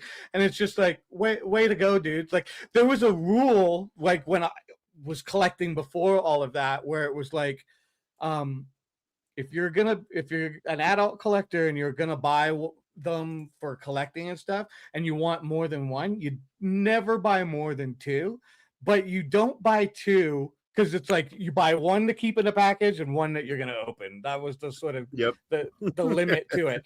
But if you're going there and there's, let's just say you're going to get the Darth Vader character, and there's only 2 on the shelf, you don't buy both. You take 1 and you leave 1 for somebody else. Like, if you go there and there's 8 on the shelf, then fine, buy your 2. There was just this etiquette about it, and obviously not everybody followed that, but people who were in the know just kind of knew. And there was a time when if you were buying and selling, like trading and stuff like that with figures and whatnot, and you ran into somebody and they were like, oh yeah, I've got 10 of those, what, you'd go, I'm not going to buy from this guy, fuck him. Like, because you knew, like, oh, you're pulling all of them off the shelf, you're leaving, and some little kid is missing out on a fucking Darth Vader figure. Like, fuck off, dude. Yeah. But that shit would get nefarious over there at KB. Let me tell you, the diecast characters, they'd come at us and be like, hey man, look, I gotta get those 3 Yoda characters you got right there. Look, I'll give you 50 here, right? And it's gonna be my grandma, my son, and everything. They're gonna buy 1 each. Just look the other way, yeah. Like, come on, man. Yeah. And I'm like, dude, I'm just a regular employee, dude. I can't say nothing about that, dude. I'm sorry, because we did have that that sign that said diecast characters, 2 per limit, stuff like that. You know, like Yeah, and, you know, and so they come at you like I'll be eating my lunch. I'll be away from the store. They're like, hey man, you work at the KB Toys? Like, oh look, check it out. How about you buy it for me? I'll give you this one. I'm like, whoa, like dude, stop. You know, like I swear to you, this was like an everyday occurrence. You get it? Yeah, These yeah, guys that I wanted know. those diecast characters. Yeah, well, I was when the company Sphero, you know, that company, they make little like they started out making these little spheres that were remote control and stuff, and then Oh yeah, anyways, yeah. once the new movie came out, The Force Awakens, they made a BB-8 Sphero kind of thing, remote control. It was really cool, and it fit the 1:6 scale size, like or whatever. And I was Nice. like, Oh, yeah. I want one of these. It's kind of fucking cool. So the day that they came out, I went down. They were selling them at a place here called Home and Bath. They had some coming in. They have a lot of different things in there, but so I go to get one. I'm there in the morning because I was like, I think these are going to be popular. People are going to be trying to grab these. Literally walked in the store. I was one of the first people in the store with a few other people. But there was a guy in there before all of us. He was buying every fucking one off of the rack. And he had like he's standing at the cash. I'm talking to an associate going like, yeah, I'm here for the BB-8 thing. Like, where are they? Like, do you have? And she's like, oh, we've sold out. Like, and she points to the cash area, and there's a guy standing there. He can hear this whole conversation going on, and he's like looking over at me. And I'm like looking at him, and he's got this pile of these fucking like remote control BB-8s that are going like they're fucking like $200 a pop, right? And I'm like, wow, okay, dude, like what a fucking cunt. Like seriously, man, I know these are all going to be online in an hour, you know, like just douchebaggery. Yep, that's kind of why like it just all becomes too much after a while. So it's what's it worth? You know, you fucking these assholes take fun out of everything. Yeah, exactly. And it's like you walk away feeling like, I didn't get my toy. Like, fuck that. Grow the fuck up. I'm gonna be the bigger man here. By the way, to bring it back to the holiday special, because that's obviously what everybody's here for. What everybody wants to talk about. But it's kind of universally regarded the animated section of it. Oh yeah, is considered to be the best as the introduction of Boba Fett. Yeah. Canadian company, Nelvana. Oh yeah, right. Okay, yep. Yeah, so, I knew that. Yeah, yep. Yeah. The first Boba Fett actor was Canadian. I forget what his name is. Something. I don't know. But his daughter is actually a voice actress here now too, and she's done some Batman stuff. Oh, neat. That's cool. Oh, nice. Yeah, the Boba Fett stuff. They'll sell versions of Boba Fett in that color scheme, right? Yeah. So it's like, it's the first animated Boba Fett. You can get them in that color scheme or whatever. You can get them in 1:6 scale. You can get them in like, the original like look, the retro look, all of it. You know? Yeah, with that spear that he has. That weird gun spear thing. Yeah. Oh, you know what they did? The Mandalorian, the gun the Mandalorian has. They designed that off of that original Boba Fett. Oh, funny. Have you guys talked about any Star Wars games? Like any of the games? I played.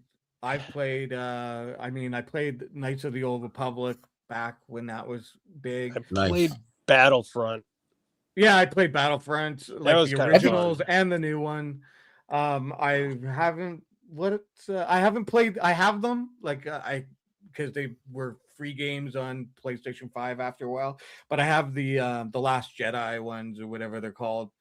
I'm so old. I played that vector-based shooter, the arcade game.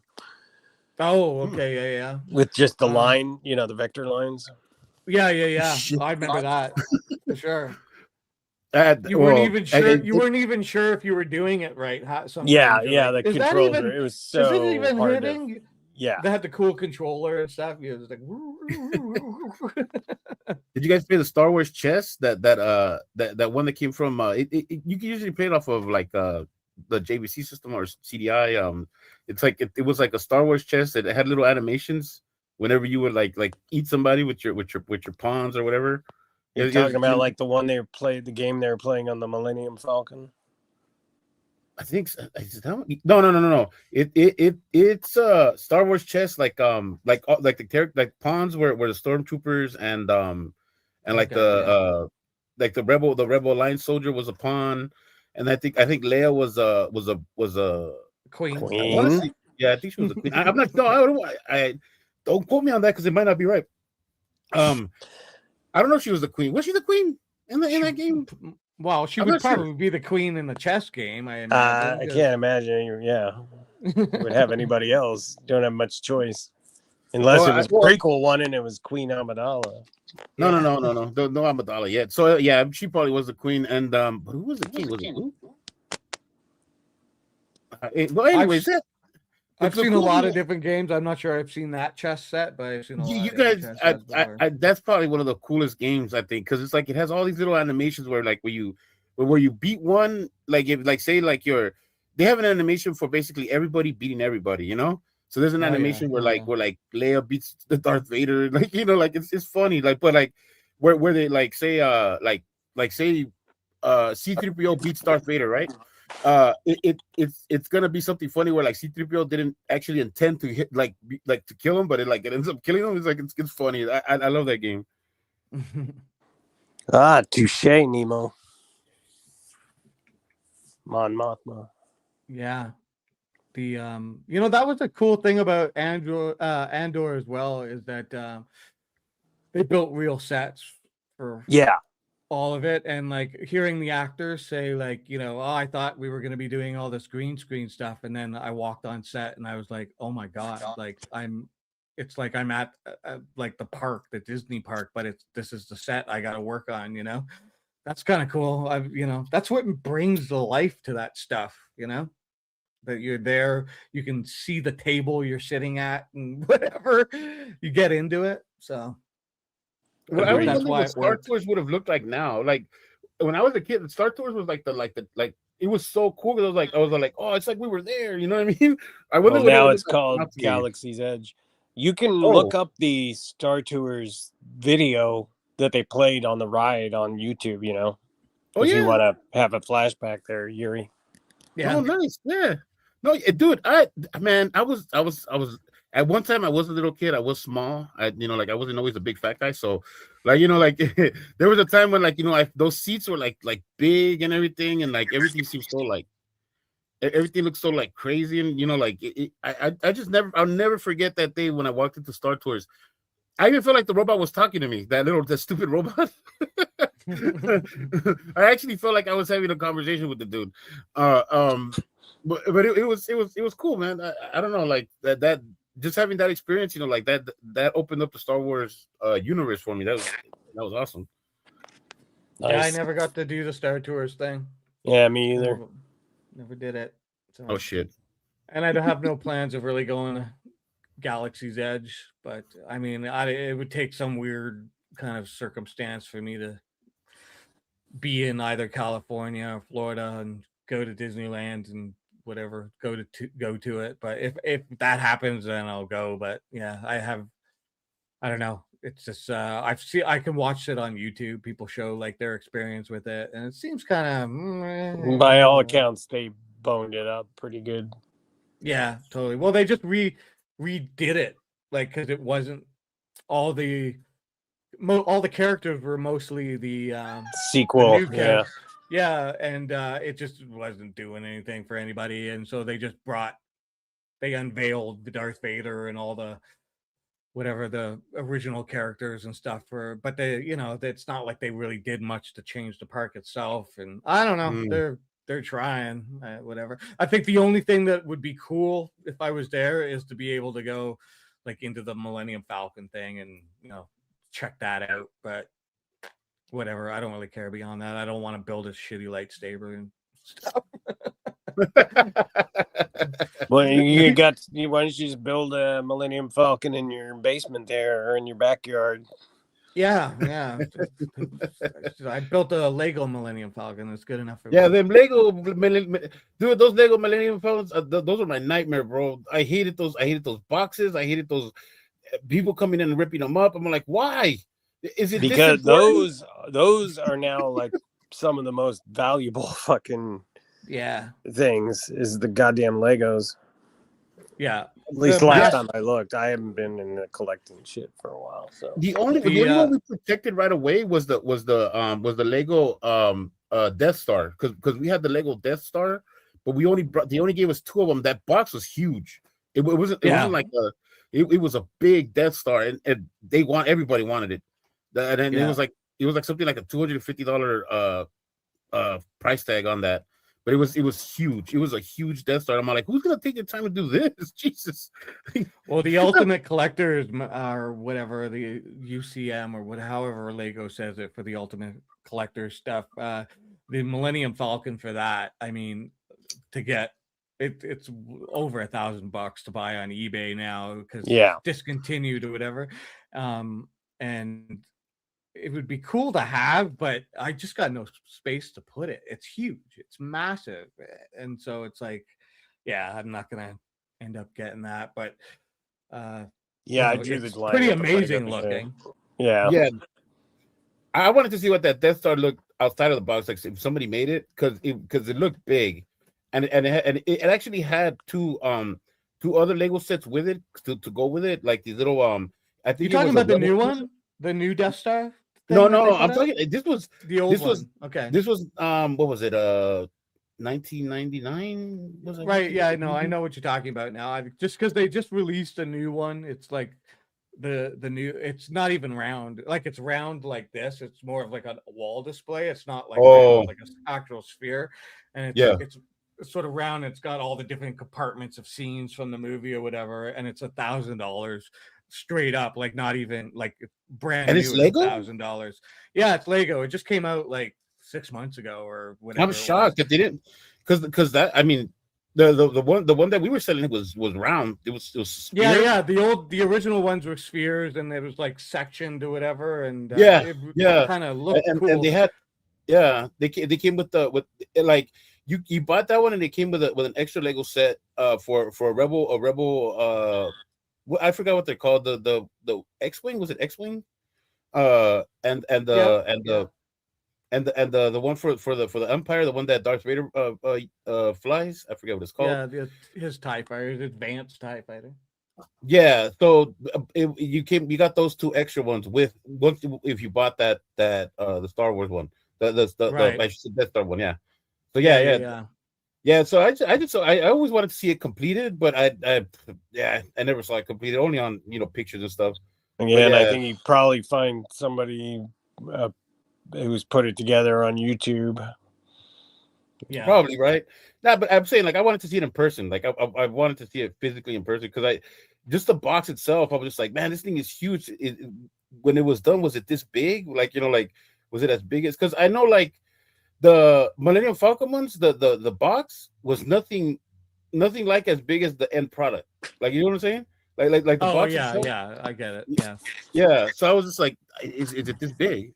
Holy shit! Tell me that's the one that This is the new one. It's flat though on the back. Like, it's only round, like that you see right here, but it's flat. Like, there's no roundness on the back side of it or whatever. That's a jib. And that's a jib. I mean, it's $1,000. A lot of people are not totally happy with it. Comes with a whole shitload of figures, which, I mean, those are the things I like more than the actual Lego myself. But it kind of looks like you remember those Polly Pocket? Yeah, right. Yeah. Versus the original was like. I think I got it. And to your earlier point, Spider, that was an adult male. Yes. It's $1,000, man. Who's buying that for their kid, really? Like, that's what I don't understand with Lego. Like, it's like, what are you guys doing? Like, you're totally outpricing children from being able to have fun with this stuff. It's fucking building bricks, man. Yeah, you're right, dude. You're right. The whole kid thing is lost on fucking toys now, man. I It's like, know. I mean, they're just selling video games. Oh, there you are. Yeah. There you are. So these are the three. So the one that's on the far right was the original that first came out. The one in the middle is the second one that came out, and then the one on the far left is just another one they did. It doesn't have all the partitions and Yeah. stuff because it's trying to be the the Return of the Jedi Death Star or whatever. But, Right. both these ones, like the ones on the right, they go for a pretty penny too now. Yeah, They're well, discontinued. I think it was the second one that we had in my store because I Probably remember that one. Yeah. Yeah, I remember like the the pictures on the outside, like having the sections and Yeah. everything, and I remember the little characters standing just Yeah. like that. Yeah, it was probably that one because the other one was way older. But yeah, Big thing, yeah. But oh man, yeah, I would have loved to see somebody work on it. I had a cousin, rest in peace, who used to love working on Lego stuff, and he actually he did like helicopters and different things like the Blackhawks and stuff like that whenever they got them. Yeah. And he was the only one I saw would complete those things. I would have liked him to see if he would have completed the Death Star or the Millennium Falcon. But yeah, he was really good at that stuff. He did like the original Jeep for like the army and stuff like that. I don't know. He had done a lot of them. He was really good at it. He was really good at that kind of stuff. There was what was this other one? It was Lego. And there was another one called the Rector or something like that. Rector sets. I forgot. Yeah. They were more like little tooly and stuff, but they were useful. Like he made a helicopter that could fly. Oh, cool.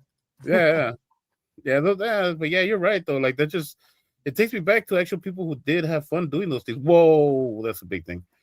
Yeah, this is the ultimate collector, whatever, Lego Millennium Falcon. It's huge. It's massive. It's like I forget how many pieces it is. It's like I hate to drop that thing. the box is huge, and it is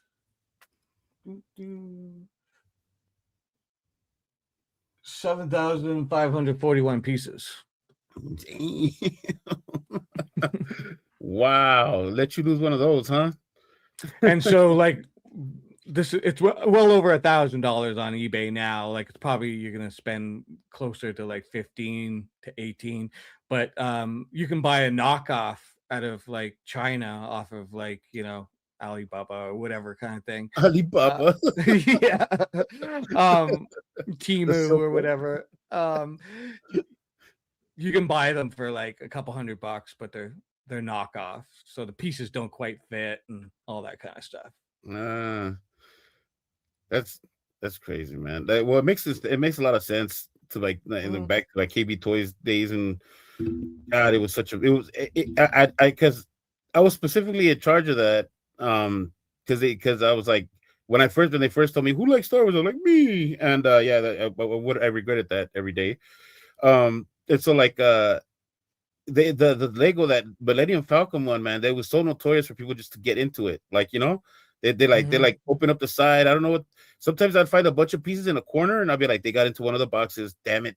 Like, yeah, dude, it's like so many. I had to do so many sendbacks because it was like, yeah, people want the characters. Like what's his face, Spartan. He likes Lego. He does a lot of Lego stuff, and we were talking, but like the Sauron figure from the Lord of the Rings, from the tower, like they've got the big sword. People just like they want that figure. They'll rip off that figure. They'll open if they can get in that box and get that figure. They're like, yeah, they're making money. Yeah, well, that's crazy that you mentioned that because Lord of the Rings was like around that time when I was working there too, and yeah, a lot of that stuff, like, man, it was like when we got those diecast characters and stuff like that for that, it was like people were just in line. But I think we had like a really like good ethical manager, like like the manager that we work for, because he was like, no, we're not doing this. We're not gonna have you guys come and buy all the characters and all that stuff, So I think our store manager kind of kept that stuff under control. But yeah, I can remember like just the frenzy for Lord of the Rings. It was just a crazy frenzy. Fans, they get nutty. Lego Superstar Destroyer is almost $1,900 on Amazon. It's discontinued, of course. Yeah, totally. This stuff is it's all expensive, super expensive. I never saw those though. I never saw those for Lego. The Star Destroyers. Never saw those. Yeah, it's pretty cool. It's pretty cool. So I think I'm ready to shut her down here. I'm starting to fade. Yeah, this was fun, man. Thanks, man. Thanks It for having was me up, fun. bro. Thanks for coming up, man. I always forget we're on the air, like broadcasting. Yeah, right. It's like I'm just talking to Spider. I still got like 6 people here. Thanks for whoever's out there just hanging out, listening to us yap about all this stuff. I want to thank Angel Gamer. She was up here. Double M's was up here. Megan from where is she from? Australia? Yeah. She's up. Yeah, she's up here. We had Muckster up here, and we had Jerry up here, and we had Dickbag up here. MST. MST was up here, and we had an asshole in the private chat for a little bit. And he's gone. Yeah, some dude wanted to come up. I wasn't letting him up, but he had some. If you look at the private chat, if you can see it, he had some stupid ass shit to say. And I don't see him. So, but I figured once I put the link out, somebody was going to try that shit. So, but no biggies. It was a fun time, and I'm gonna do it again sometime for something. Maybe not Star Wars all the time. Like just I don't know, just do something different, just to get away from Todd Finkel. Next time, let's do Space 1999. Hey, there you go. There you go. Logan's Run. I'll do Logan's But only Run. the first season. Okay. Yeah. I don't know, man. I'm ready to start a whole new even a whole thing. Just DP's fucking Hollywood stories, man. Just give me that, dude. Like whatever. Man. Just tell me anything you want to talk about, dude. That's interesting shit you got going on. Yeah, I'm out of that now. But I can't really talk about it too much, or else people figure shit out. Exactly, dude. I will run security for you, bro. For free, man. Oh, for free. That makes me feel so much better. I'll get all the vatos to fucking to wait for you, man. Don't trip. They got you. Well, okay, guys. Let's let Spider go. He's got to go. I'll see you guys, man. Thank you for 4 having me hours. All right, guys. It's my longest. Yeah. Oh one my so far. God, that's the latest shit. Yeah. Okay. So thanks for coming up. Thanks for everybody who stuck around. I got 8 people in here now. I'll see you soon. And everybody have a good night. And may the 4th be with you. Revenge of the 5th or whatever it is. And talk to you later. Bye.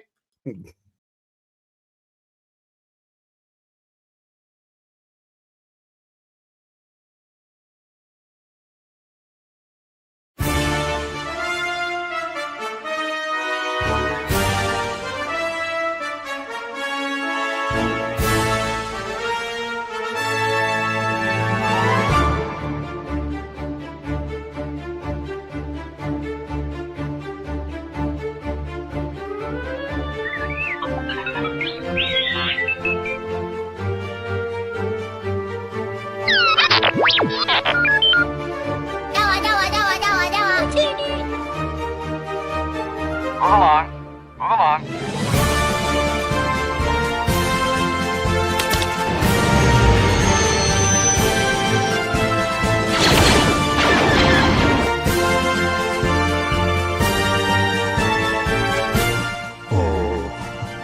You're short.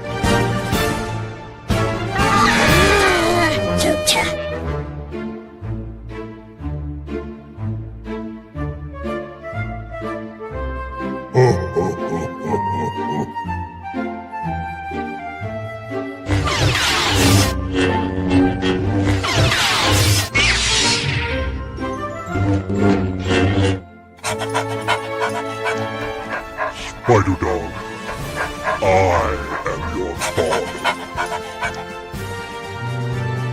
Technically, I think it's that guy over there.